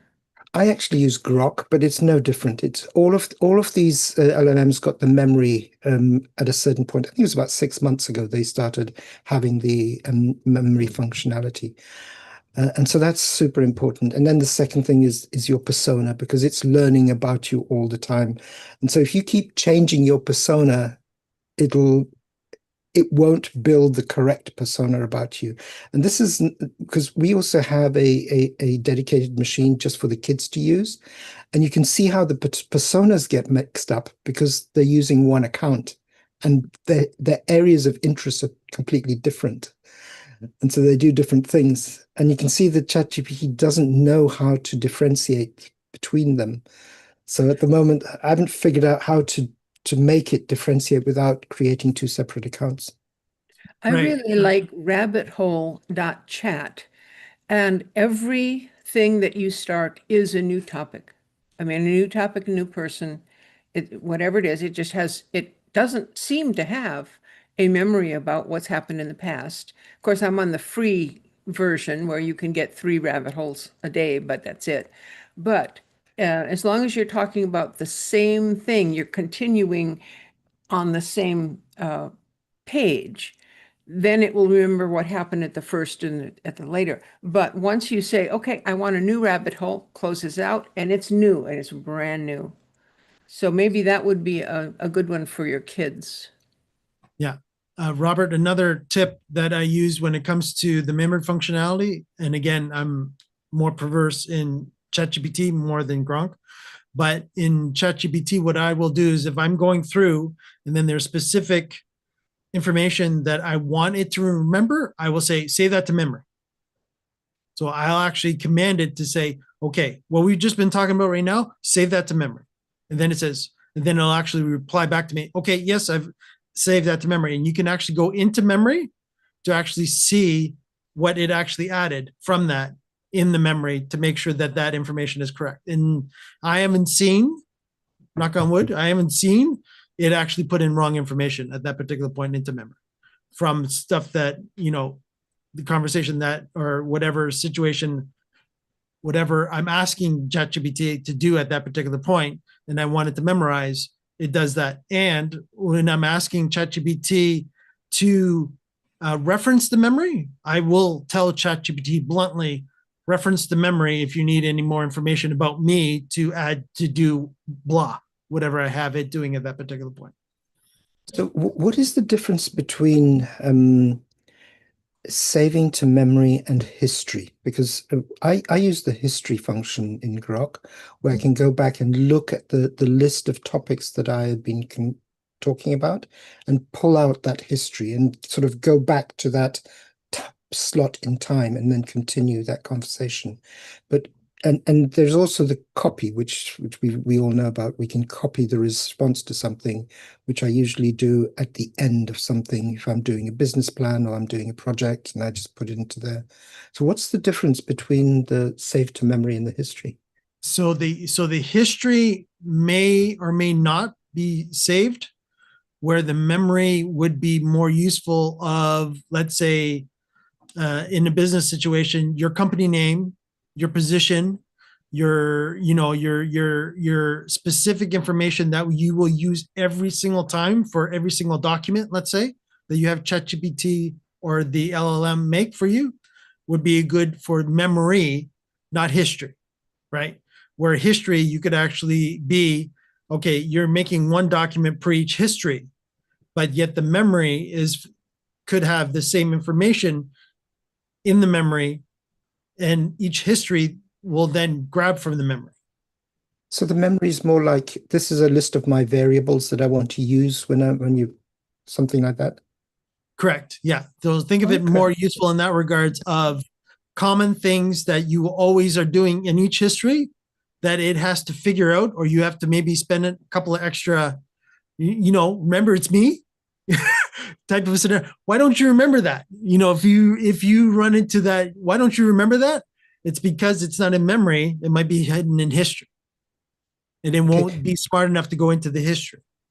That's interesting, because I think what you've made me aware of now, Mike, is that I don't use Grok to write personal stuff. I use it to address specific topics, questions, and I use all of my other. I really like using AI tools that are built into apps that I use on a daily basis, so I don't have to keep going back to Grok. And in the translation business, for example, all the tools we have built-in AI functionality. Even with DaVinci Resolve, which I use for editing films, it has built-in AI functionality for very specific functions that you can call up. So I wouldn't go out to do that and do it in the app. And I think that's also makes it more accurate because it's fine-tuned for that specific function in the specific context of the app that's being used. Yeah, and that's fair. And again, it would depend on the LLM that's being used for each individual product that you're using. But be careful because of the fact that this would be equivalent to you having files all over your desk, but nothing ever in the file folder, right? So keep that in mind too. That you could potentially, when you're in one product, you have to train that one product to yourself. Now, when you go to that next product, you have to tell it your likings. It'd be like you having 20 friends and educating those 20 friends on what you like and what you don't like. Where if you went to one product and told it what you liked and what you don't like, then as long as that product can reference like a major chat GPT, then that's a different story too. Right. But that's where AI right now is a bit of a mess because of the fact that each individual one is each individual thing, but you have to train it, each individual piece of software, to understand your likes and dislikes. Yeah, but there's the psychology of the four quadrants of what I know about myself, what I know about what other people know about me, and I don't know about myself, etc. I'm not 100% sure that I want all of my apps to know everything about me. Very, very true. But again, just keep in mind that if you're not happy with its defaults and you want it to remember things and train things, that you have to now, it's like you're think of it this way, and I don't really want to go this way, but you have to think of it as you're training an individual child to do an individual task, right? That is sort of where AI is right now, is that they are at that stage of their life right now that they're very infant, right? So you're training that infant to do a certain thing in software, or your ChatGPT, where maybe that's more of a teenager, where the teenager's already had, some life experience and being able to have that different knowledge. Again, it's just how I treat the GPTs differently. And that's how I get my quicker results. Go ahead, John. Are we recording right now?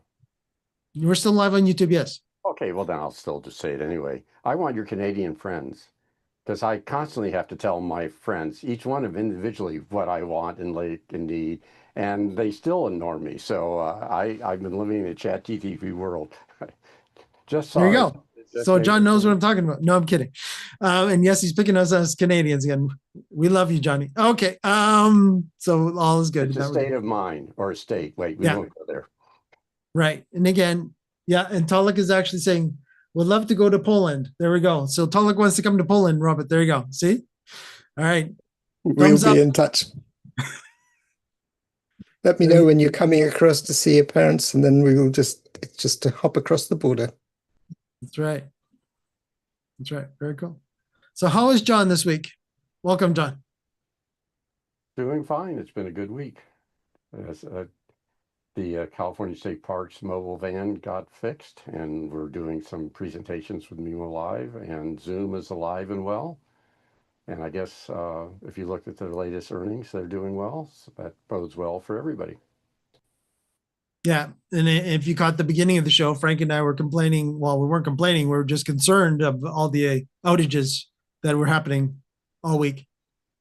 Yeah, on the but Zoom. I'm going to say something about this because the problem with updating infrastructure is the same problem with repairing roads. There's never a good time.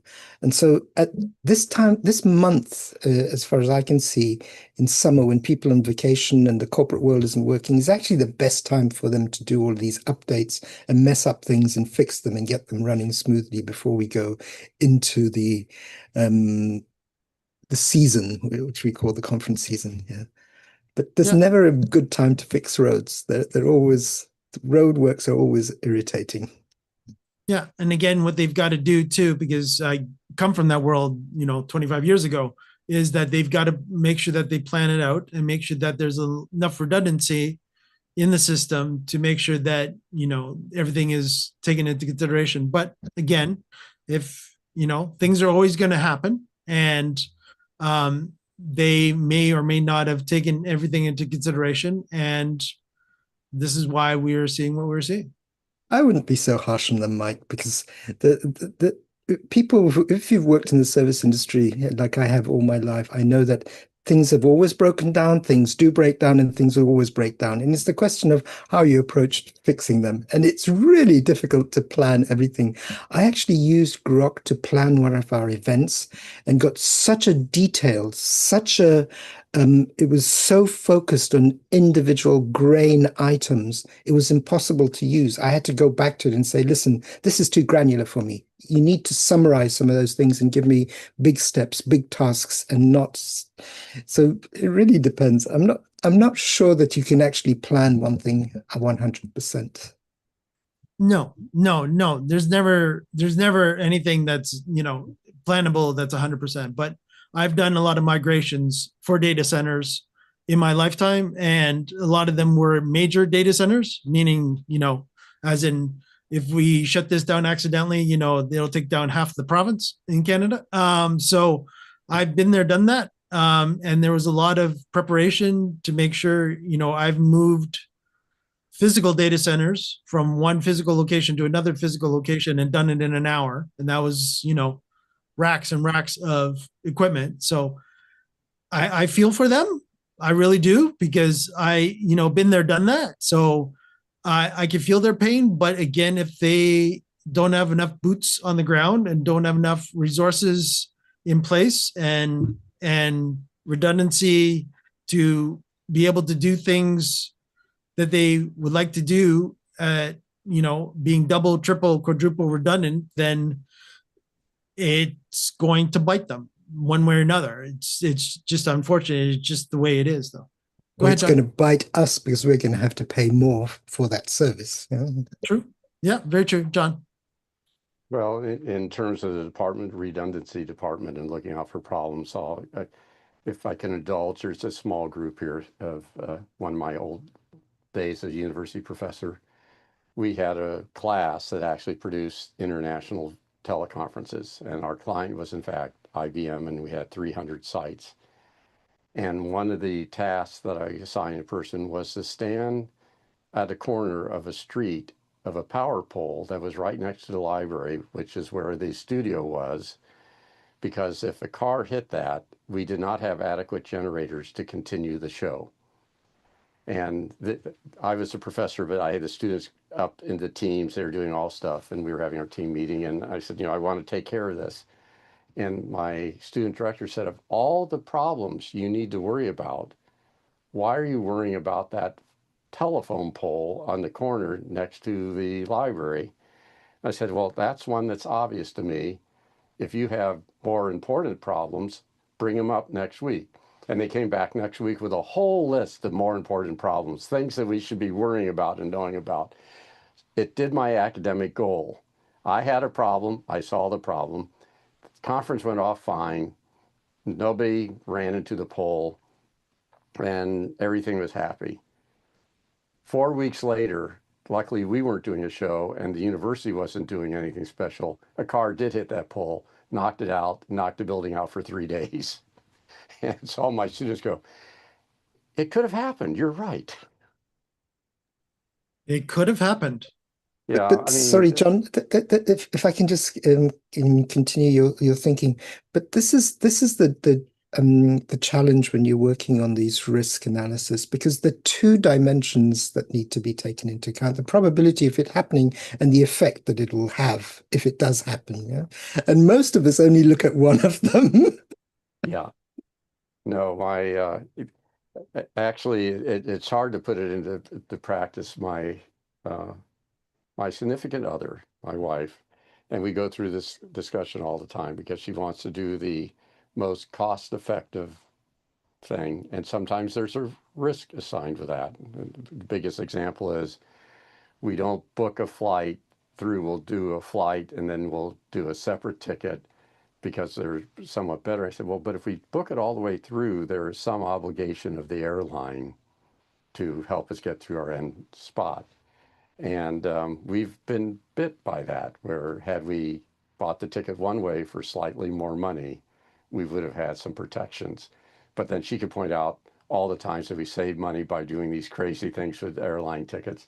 So the fact that we had to pay $1,000 for a ticket at the last minute in the overall thing, worked its way out. So, yeah, but it is, again, when I was teaching, the thing I would say is it's not the cost to protect it, it's the cost that you would bear if it fails.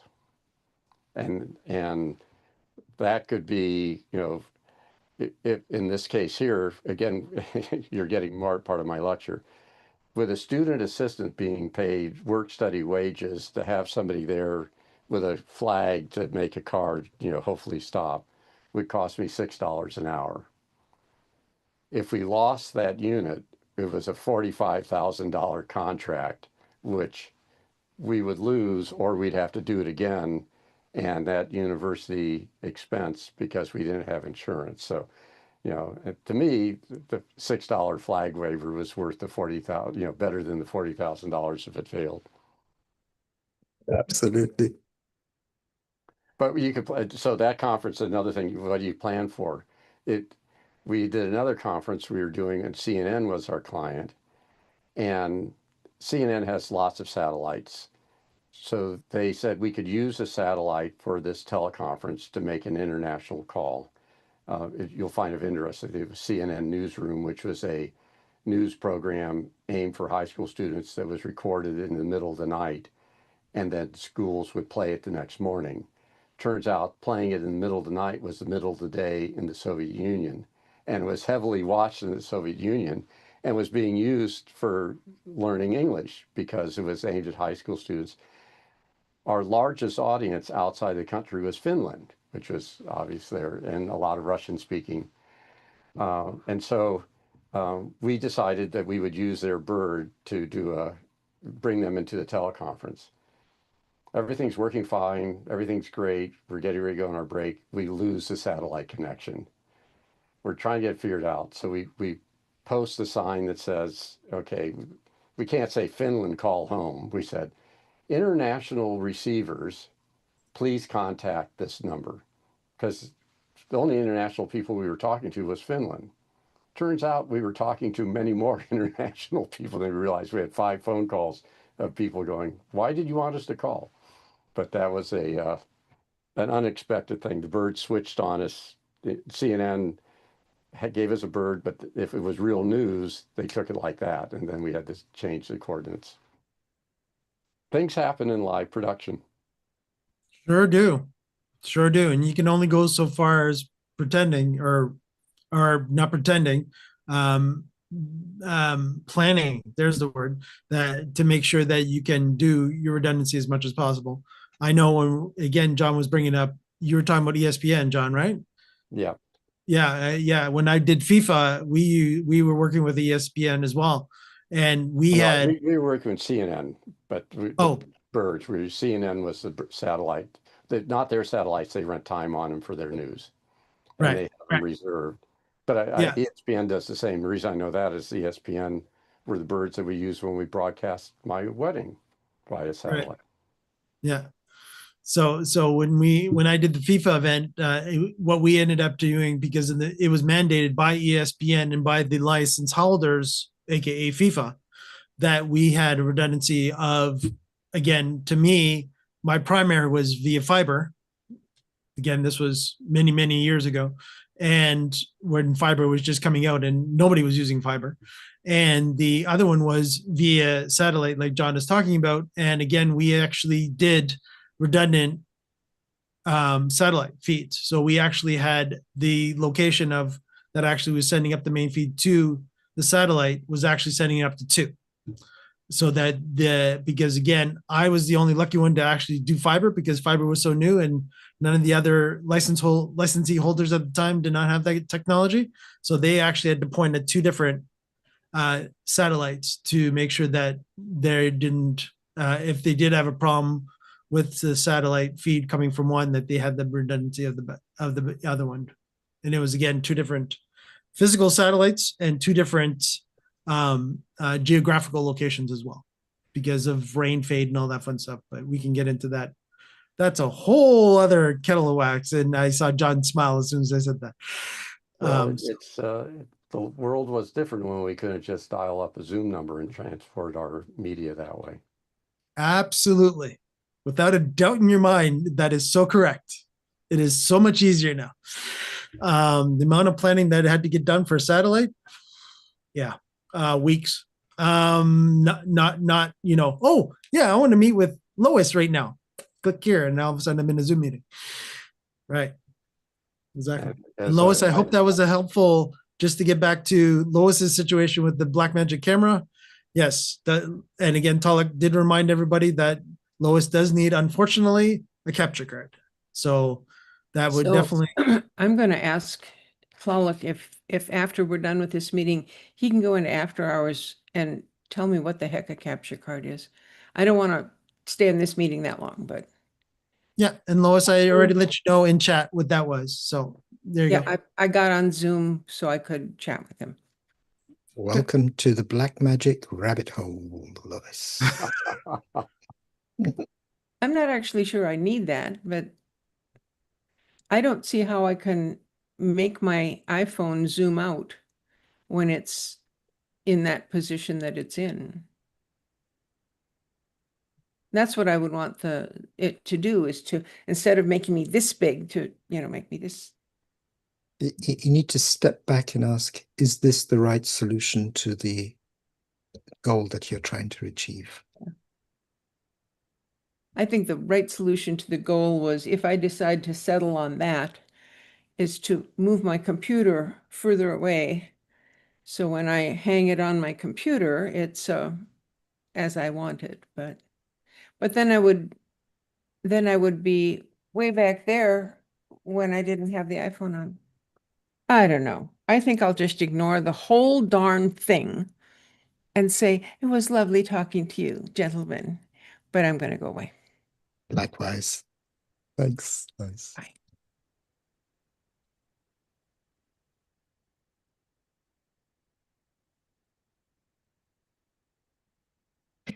John, can I just ask you a question? Have you in the parks thought about using text to video generators for training and teaching general skills?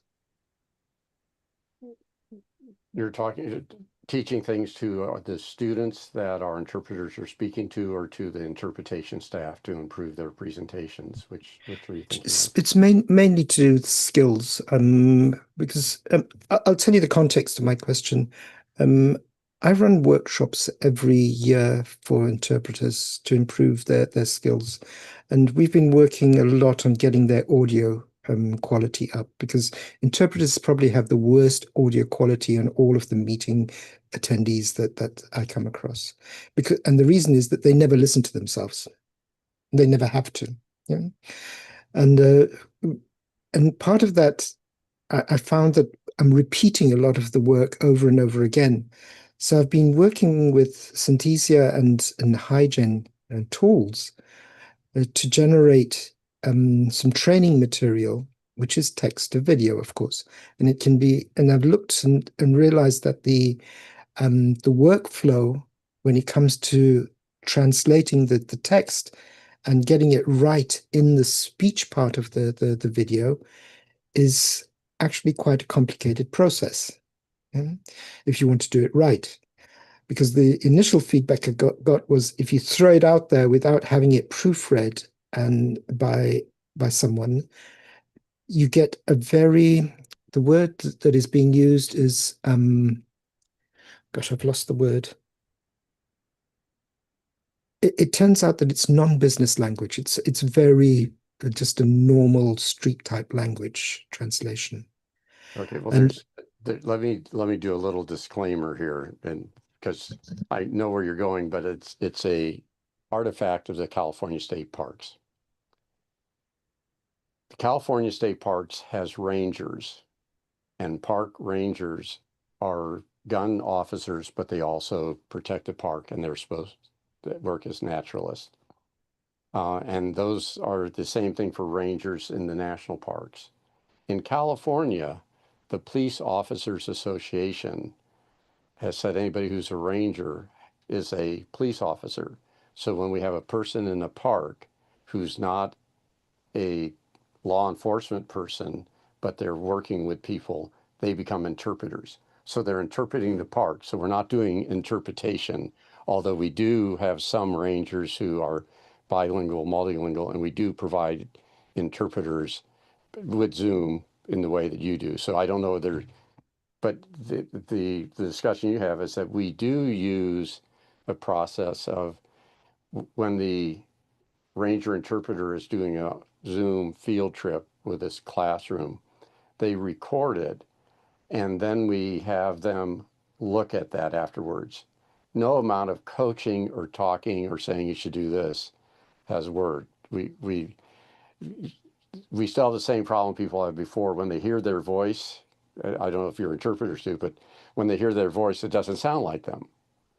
You know, do I sound like that? I said, well, that's what you sound like to us. You don't sound like that to you because in addition to your vocal cords in the air and all that, you have all these chambers and tubes and things. So you're resonating in a different way. Yes, that's how you sound to other people. So you have to get them through that adjustment. And that's harder to do than how they look on camera. I mean, everybody's, they put 5 pounds on me, put 10 years on it, all that. But the voice one is very hard for people to get through. Then once they get past that, then it's the speech patterns that they have.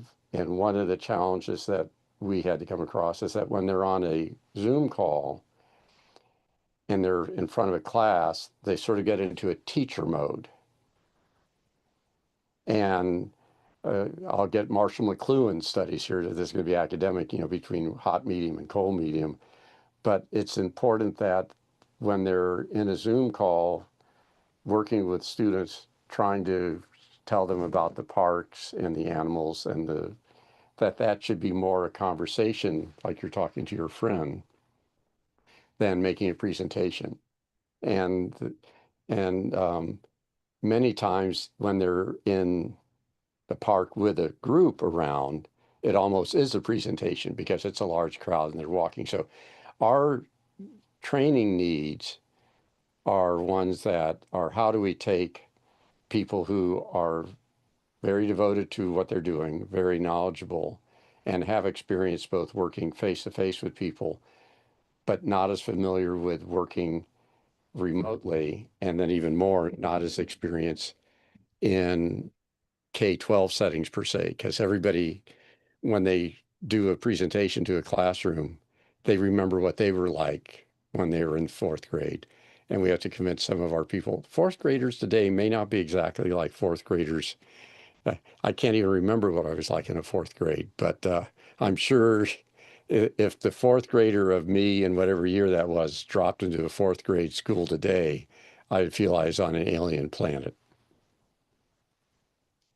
I completely get what you're saying. I was just trying to, I'm working with this because we're setting up a product that we're going to the corporate clients with, and we're trying to figure this out because I didn't realize this, but the text to video training films or modules that we're making have a lot of benefits that you don't think about when you initially make them. Mm-hmm. And 2 of them are if an employee leaves the organization and people are associated and are very used to that person speaking to them on a topic, how do you deal with that? Yeah, it becomes a problem. And if you've got an avatar and you have the rights to that avatar and you've got all of the voice um, already trained and ready to go, it's a very quick and easy fix to continue that. So that was one of the things that came out, which was quite surprising. No one had actually thought about that. Everyone knew the problem. No one had thought about this text to video actually fixing that problem. So can I tell you an anecdote about that? Yeah, please do. Please do. Worked for a bank creating training materials, and we wanted them to hire actors. And they go, "But that's expensive. You have to pay the actors and you know that." And part of it was we said, well, you get actors and you get them, and then you sign them up for a contract longer, that one thing, because you may have them to do extra stuff. And they go, "We don't want to do that. We have people. They work for us. We'll just have them be the actors. And if we need them a year later, we're set." So we, in fact, helped them with some training where one of the people who was part of their security department played the role of a bank robber in the video. What do? You see somebody, all the things they're supposed to be looking for, codes, all this. And it was a fairly effective video training. In fact, it was more effective than we anticipated, because 2.5 years after that video had been sent out through the banks, he walked into a bank because he's a security officer and is supposed to be talking to banks. And one of the tellers who'd been to training saw him and sounded the alarm.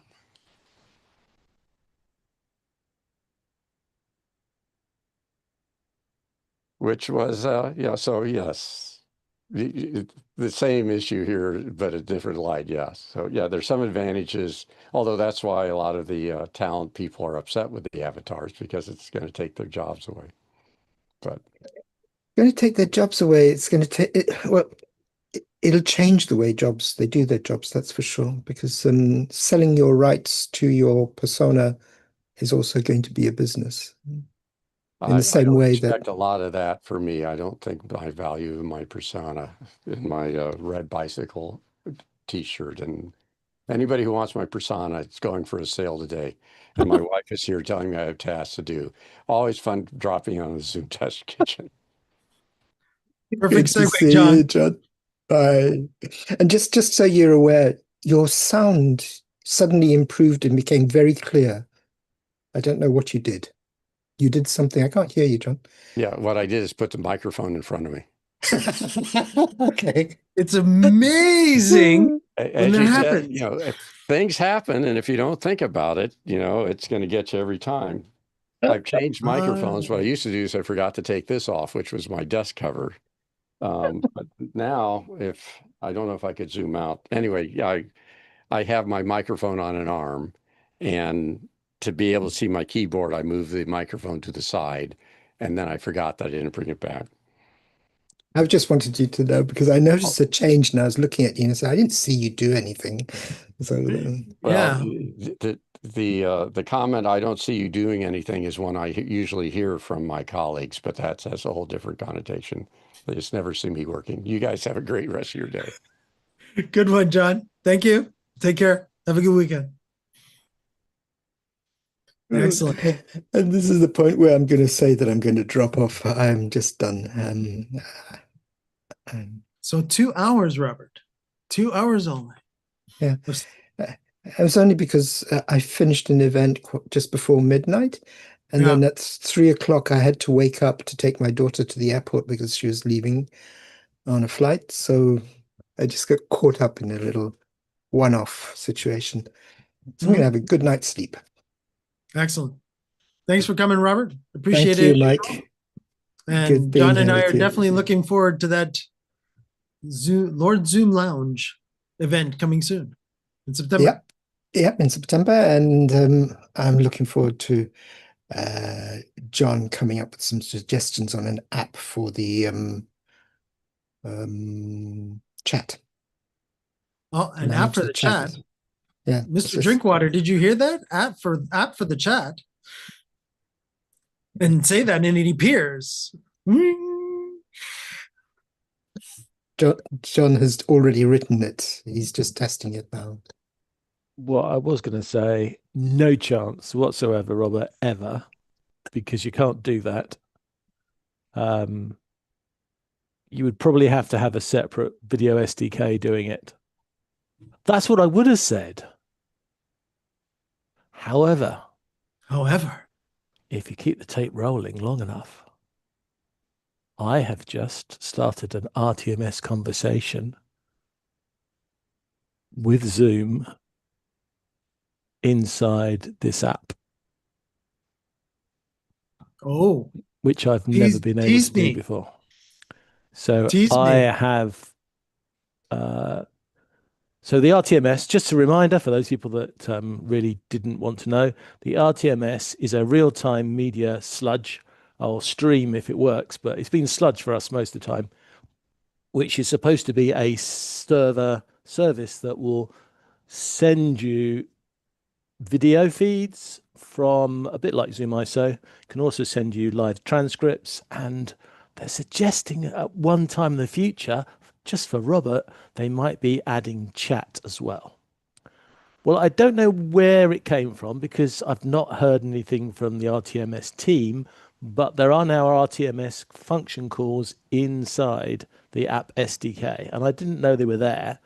I don't know if they've just appeared from the latest releases or they've been there and I've not looked in the right place. But anyhow, they are there. And while this fantastic test kitchen has been going on, I've been in the scullery writing code to make the RTMS turn on and off. And for only one person in the world who will understand this, I have got Zoom to say it's connecting and give me the FFmpeg commands to connect it up to something. So, to the one person that knows what that is, Mike, over Might be to me. you. Might be me.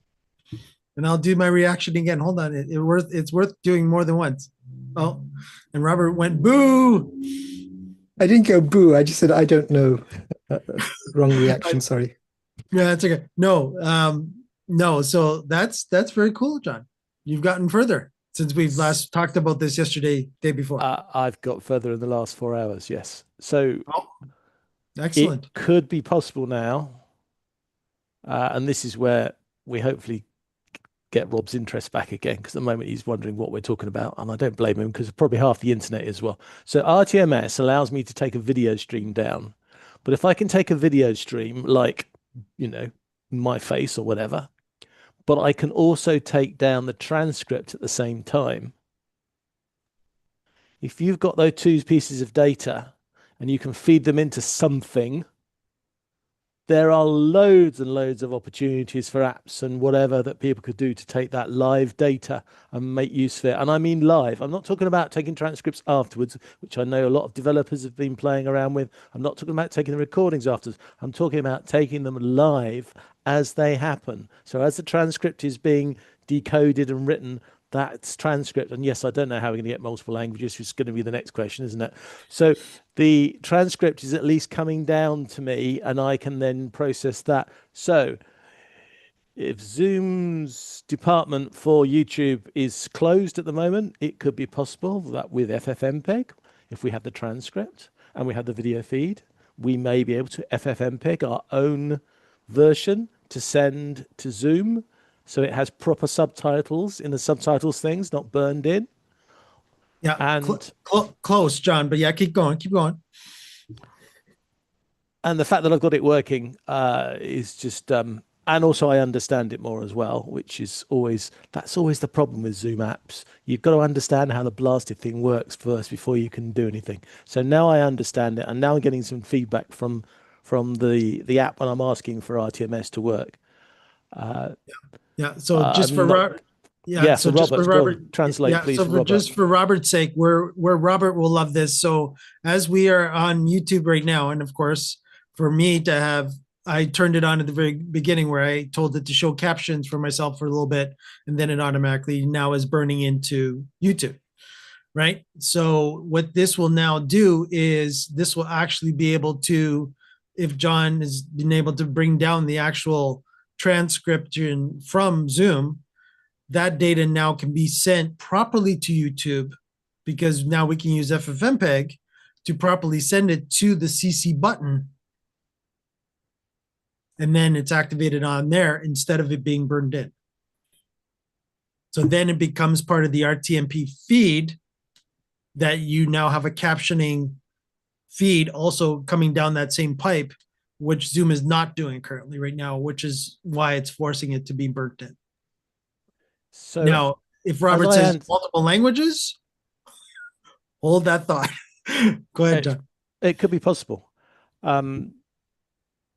They haven't told me, and I know who to ask, so I'm going to ask the questions. But as far as I can see now, I have 2 ways now to get hold of this feed. The traditional way which they launched originally would be a completely separate program sitting on your computer, which would have which would be authorized, you know, through the marketplace and as an app. But it'd be a separate program, and this is what they've been showing everybody, and this is what the people have been playing with. And that is written in compiled C, because obviously if it's processing video, it needs to be going fast. So JavaScript, basic JavaScript's never going to cope with it. So that would allow that app, and that's where their SDK is, so that it can get the video feed and actually process it as it's happening. And developers have been using that to take that data and put it into other apps, to get it translated, to get it processed in different ways for AIs. A lot of them have been taking the transcript and doing real-time AI analysis of the conversation that's coming into the transcript. And some of them have been taking the audio and listening to the audio and having AI analyzing it in real time. And there's been some interesting apps that people are working on. I don't know how much I'm about to describe their apps, so I won't. But there's some very interesting things obviously you can do once you've got that sort of information in real time. What I have just discovered, and somebody's going to tell me it's been there for ages and I didn't notice, but is that there are commands now, so I can turn on and off RTMS within the Zoom Workplace app. So I can have an app in the Zoom Workplace app, and I can activate it.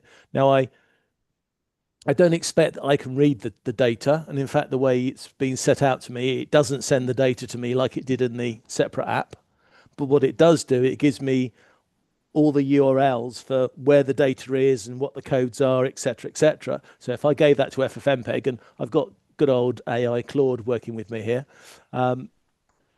it was able to tell me what the FFmpeg commands are. So FFmpeg could then process that feed, and it also showed me how it could process that feed and then send it onto YouTube. So for Robert's sake, that would be RTMP. Again, FFmpeg, once it's in FFmpeg, you can do a lot. And if anybody that is familiar with it in the Zoom Test Kitchen community, I know Jonas, you would be one of them that I would know off the top of my head that would know a lot about FFmpeg, because we've had conversations many times. I've used FFmpeg for over 20 years. So I know that FFmpeg in itself is in the background of a lot of software that you it's like a video player, except it doesn't have a front end. So it's like a video player, isn't it, really? FFmpeg, you give it some video data and it takes and it processes it, but instead of just chucking it on a screen like a video player would, it then says, where do you want to go now? And you can then send it on to something else. So you could send it onto YouTube, you could send it on to somewhere, you could send it to a file and I suppose save it, couldn't you? You could make it a recorder. Or you could send it onto some other device somewhere else. Correct. Yeah. So what I've used, so many different cases that I've used FFmpeg in the past, as an example, would be input a file, export. So I want it's in one format and I want it to export it as another format. Import, again, bring in a file, and then I didn't have subtitles and I wanted to add closed captioning or subtitles to the file, and I add that and I tell it where the file is for that, and I combine that. Another one would be, here's the actual capture card input, and I want it to go to this RTMP or SRT or insert here RTSP location on the network or out there in the internet. So it can, or you could also be in this case where we're bringing it in via the WebSockets, which is the RTMS. Now we have to basically, now we've got that raw WebSocket data. And now we have to tell FFmpeg, okay, listen to that raw WebSocket data and now convert it and add it to put it into an audio and video codec. And if you're seeing the subtitle, also have that as its own part of the actual RTMP feed, and now send that out RTMP to Facebook, Twitter, insert here, and it's all got the proper configuration that each platform would want. So it would be basically bringing the Zoom in as if you're bringing the Zoom into a restream now unit. And now that's basically what FFmpeg is doing for you, and allowing you to then restream that to wherever. Yeah. You So, can do so that I as want well. to know. I want to know about the audios now. So my next challenge is thinking of Robert as a good example of this. Is can I get the translated audios in? So could I use this method to bring down a particular translation with the video, and then send it on so the stream is actually translated into that language? Yeah, so it would be now combining the video, which will be constant, and now how many audio channels will John actually be able to see as translations, and then bringing that into FFmpeg, and then combining those two together, and then you could actually have 4, 5, 6 YouTube channels, and each one of them has the different languages, or with YouTube's functionality in their player, that it also will understand the different languages too, and then you can just choose the language within the actual video player itself. Again, it But I depends think on that, the end. Go ahead, Robert. but I'm not sure if we're talking about sending the interpreted channels, in other words, the voice interpretation, or the the translated captions. Not We sure are what you're referring talking, to. well, again, it can be the closed captions. And if it basically think of it this way, if it's a video feed and an audio feed and a text feed coming from Zoom, we can combine any combination of the three once it goes into FFmpeg. So if you wanted to have Polish audio with English translation also being sent out on that Polish audio feed, with the video feed being the constant, then that could actually be put together too within the FFmpeg. FFmpeg is a very, very, very flexible thing, and you could also run multiples of them. And we can be a bit naughty here in a way, Robert, because we can dream about what this product can be, because they've only just started. Yeah, they only created it launched a beta version in Christmas, and they're still developing it now. It doesn't work in Windows. They've only got a Mac. They've only got a Mac and Linux version of this code. But because I'm running it as an app and I'm only doing JavaScript, I'm running it in a Windows machine.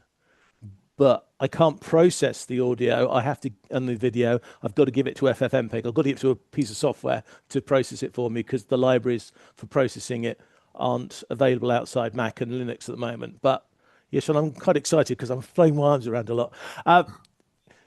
Because I've spent the last 2 weeks trying to understand this tech, and it's just like everything in Zoom.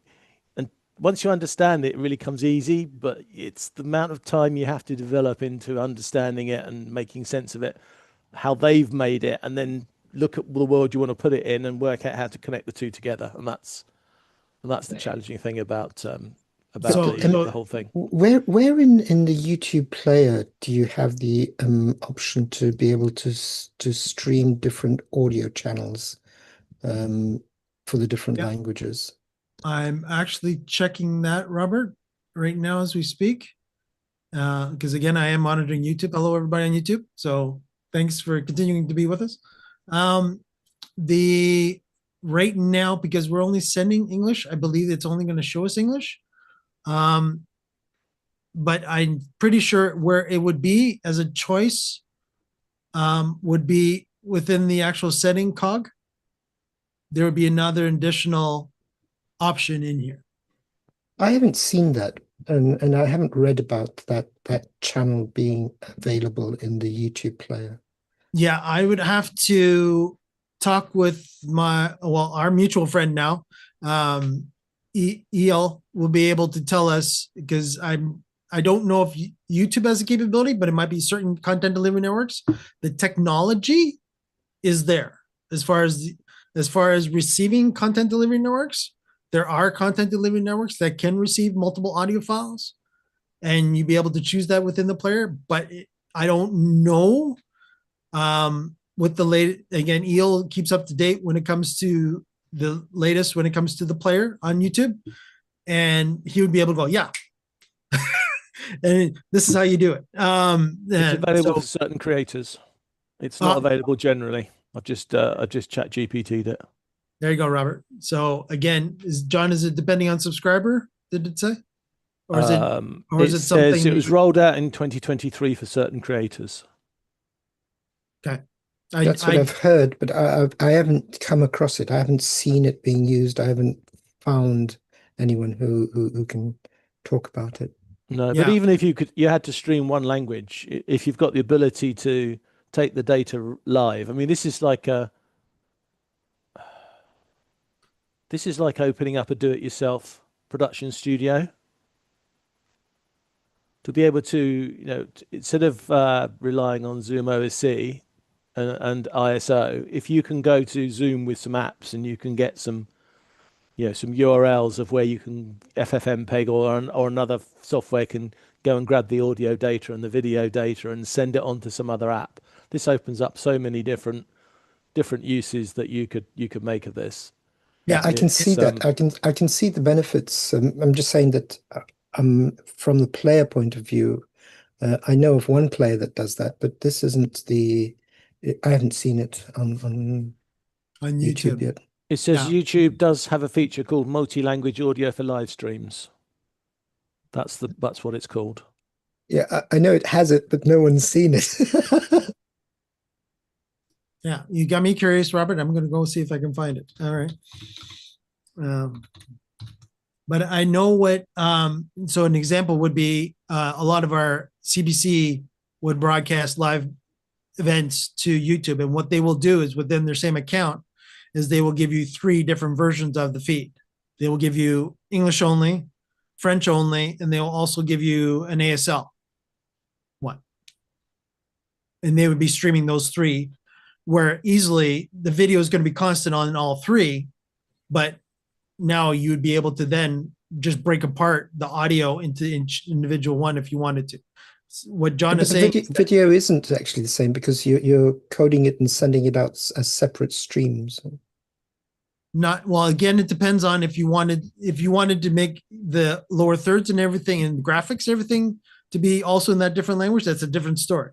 Then it would have to be. I'm saying at the moment when you're sending it to YouTube and you have 3 live streams set up, you're actually sending out 3 live streams to YouTube. Yeah, they have nothing in common. They're just totally 3 different instances.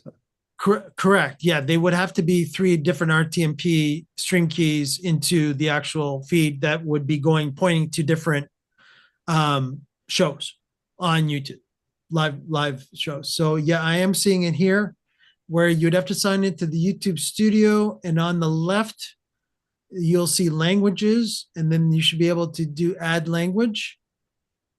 And then it says under audio, click add, and then you can select file. That is for multilingual audio tracks. Let me see if that is related to upload. I've just put a couple of things into chat.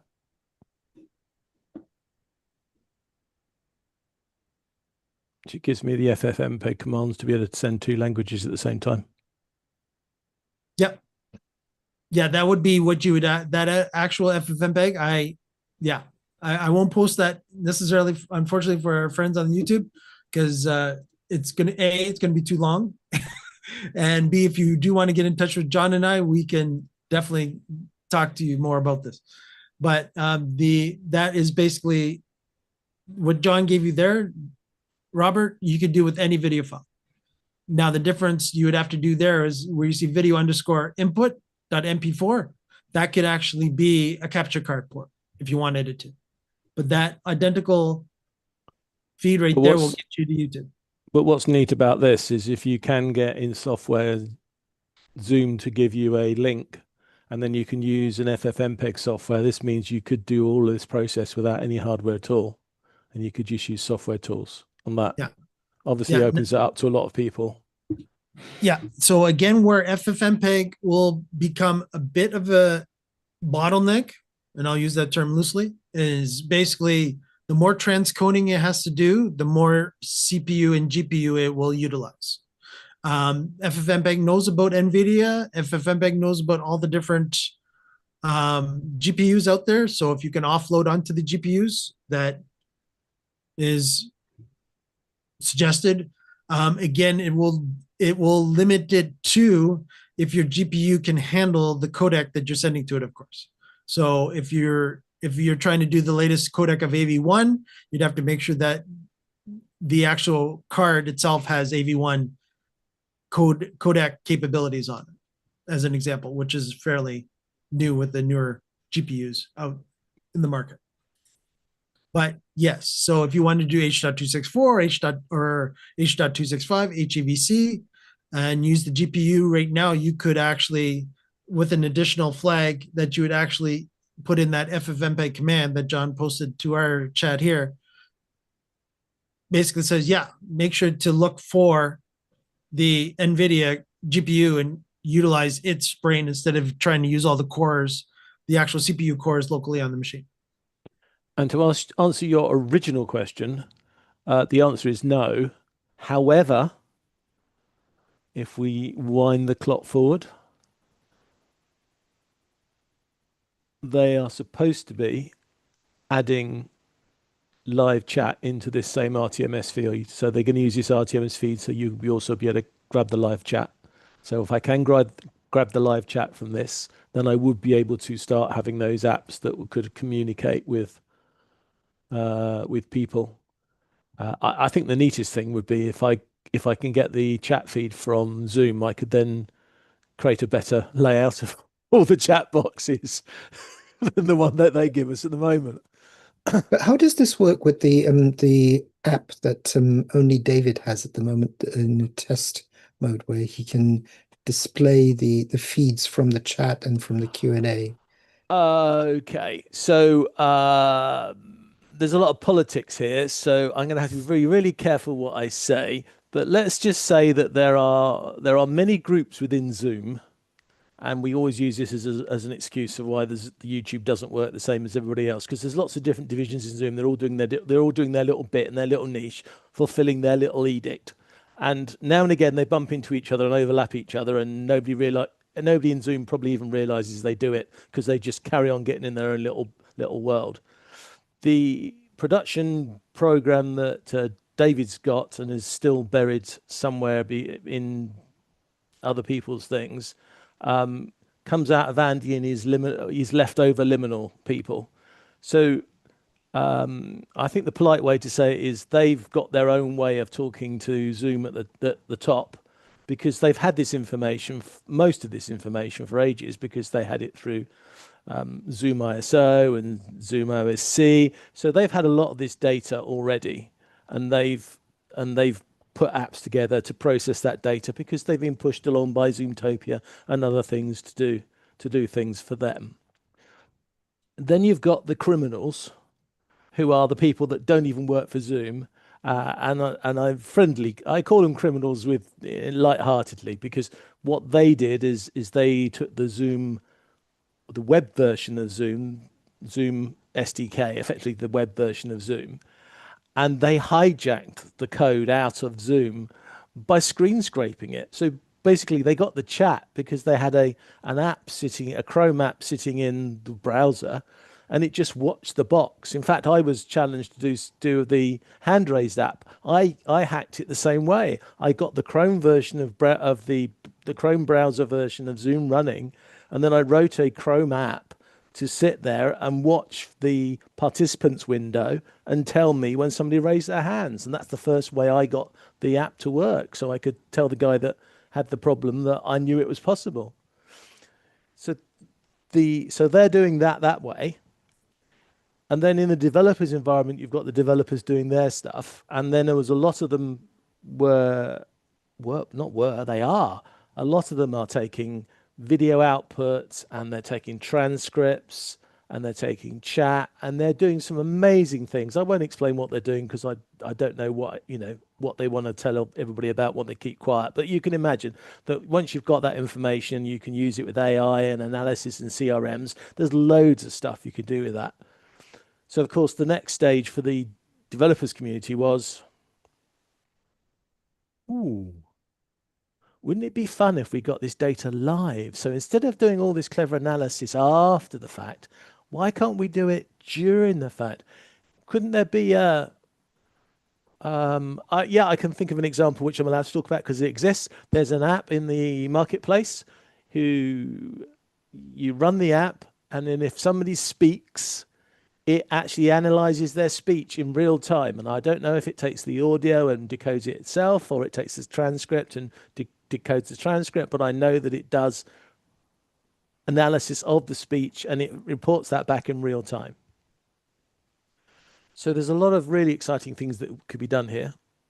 And that's why what Andy's got is different to what I've got as a developer, which is different to what the hackers have got, where they've got data straight out of the video SDK. Because you can still take the video SDK, which is the browser version of Zoom, and you can get all this stuff because it's all fed to to everything, and you can get it in there. And if you want to process the information live, then you want to go that way, because that way you can compile code. You can have C++ code or any other programming language you like, but you can have a fast programming language running in the browser app, because although the browser is the browser, you can have code running behind it, and then that code can then process stuff really quickly. Whereas I'm living in a JavaScript world, so I can get this data down, or I can order this data. I can ask it to be sent, and it will give me a place where it's going to be processed. But I can't process it in my app. I need it to give it to a tool like FFmpeg, and then I can process that data and do clever things with it as well. I'm with you. I appreciate it, John. I am going to collapse. My mind has started to switch off. My brain is running out of. You're running out of languages to speak in. And I'm afraid that my mouth will start saying things that my brain hasn't approved, so I'll get myself into a very bad situation. But I love what you're doing, and I thank you appreciate the time that you've spent just talking about these things. I think at the moment my mindset is I don't want to be a pioneer. There are too many things. I'll tell you, from a production point of view, I get to the point where there's so much happening. I need to have predictable blocks. I find it very difficult to work with any piece of the workflow that is unpredictable. And unpredictable means that even though I've tested it and we've used it and it worked when we tested it, it still doesn't work for some odd reason when we're in production. Yeah. I think we're still really early in days in all of this stuff now. The tech's moving very fast, but our ability to actually make use of it and implement it into system is going to be a lot harder to do. Cool. But it's exciting. Next year could be really exciting. We're living in interesting times. Cool. Anyway, thanks, guys. I'm off. Okay. See you, and enjoy your weekend, and see you next week. Take Bye. care, Robert. Thanks. Thank you, Robert. So, John, this is good news. Yeah, I'm just parsing the information command by command there, what each one actually means in the FFmpeg world.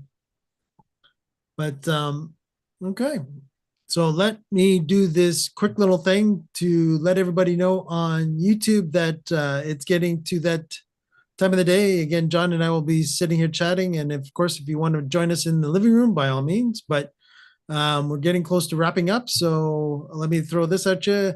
And Johnny and I will take, and John, I think Mr. Idelson might be still around. He's still listening with us anyways. If you do have any quick questions before John and I wrap up for this week, let me know in chat. So this is great news, John, to actually break through on the RTMS side. Well, I was just shocked that it's I don't remember anyone saying. I mean, they probably did, and I didn't notice it. I didn't realize it's in the app's SDK, which is Which apps SDK? the apps. Sorry, the apps SDK is the software development kit that you can only use when you're inside the workplace app. So those little apps tab, when you click on apps and you get your list of apps, all those apps are working with the apps SDK. That's what gets you the connection to the data which is inside your workplace app. So things like people raising their hand and sharing screens and the number of participants and breakout rooms, all the stuff that happens inside the meeting. That's where the app SDK lives. It doesn't control everything, but it controls a lot more than probably most people imagine it does. So you got it working through the apps SDK, not the RTMS. Correct. So the other way that everybody else is talking to it is using the Zoom API to do RTMS calls on the back of the Zoom API. So the Zoom API is when you talk to Zoom servers directly. So you don't need to be in. You can be, but you don't have to be in here. In this, in the workplace app, you can be on a completely separate application running on a completely separate network and a completely separate computer. So this is starting to feel like then you are playing with the same similar code as Production Studio. Because no, I don't think so. Production Studio within the app as well. Yeah, no. Production Studio goes to the servers directly. I think it's a Zoom ISO type method. Right, but again, it's built into. Excuse me. You have to be running the workplace app to run Production Studio, correct? No, you just have to have the authority to run Production Studio. But it runs within the workplace app. Sort of, yeah, sort of. But it's not really it's not really within the workplace app. It's more a separate, isn't it? I mean, that's how I see it, as a separate program.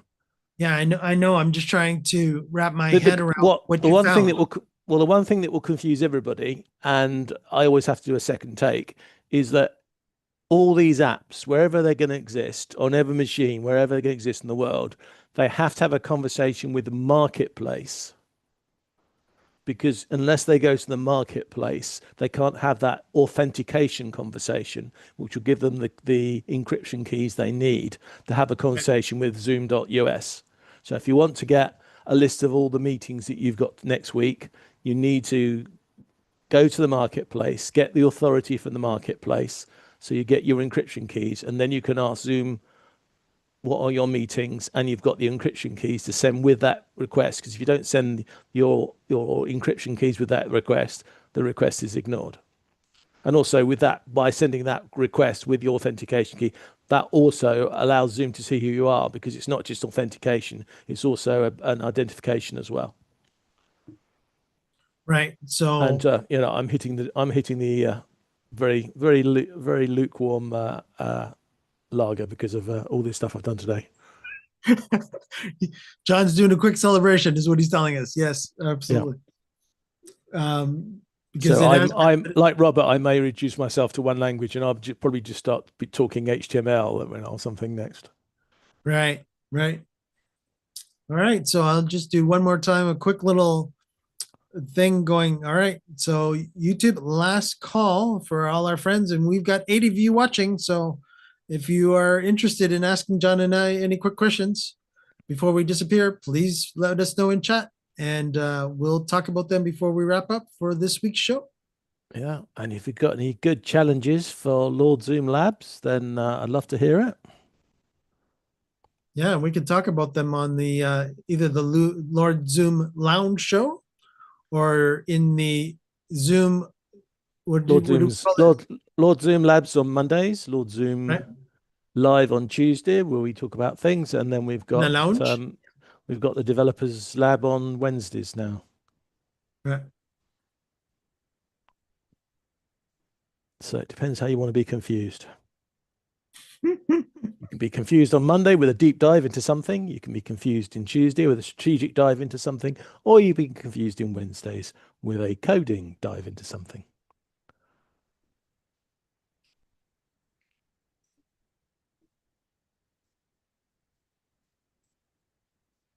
Excellent. And this is all now part of my big beast code, where I got fed up having. I've got something like 60, 70 odd apps now sitting on my server. And it's just getting so confusing knowing which app's running and which app's ready and which app. And then I have to go, of course, to the marketplace and make sure the marketplace knows which app I'm going to go and talk to and which one gets it. So I've now created the mother of all apps, and I'm just merging them all into one app so that I can have everything all sorted out in one place. Right. Okay.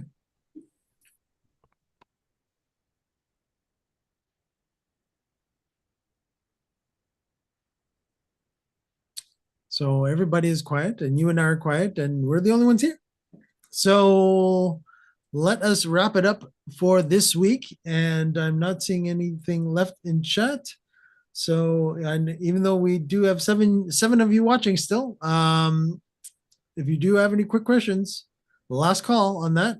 And if not, we're going to roll our infamous karaoke version of the Zoom Test Kitchen theme.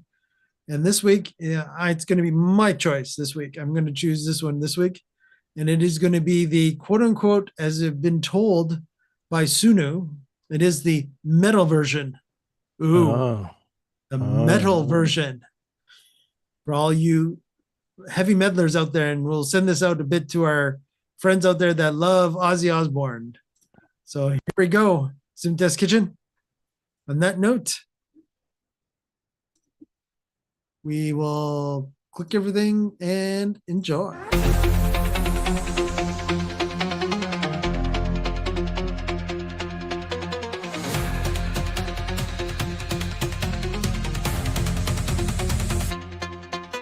Zoom Test Kitchen, live each week. Tech tricks and tips, come take a peek. From audio to video, we innovate. Join us now, don't be late. Don't be late.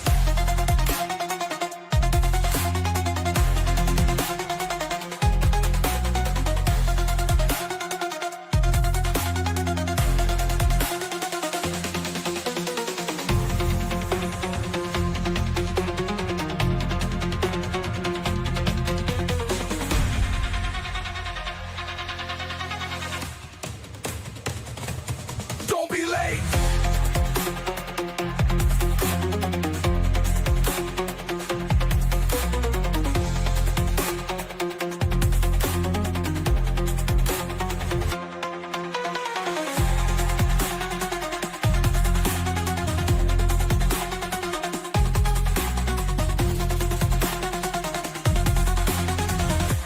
Don't be late.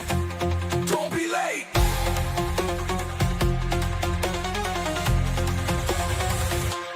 Don't be late. All right. Don't be late.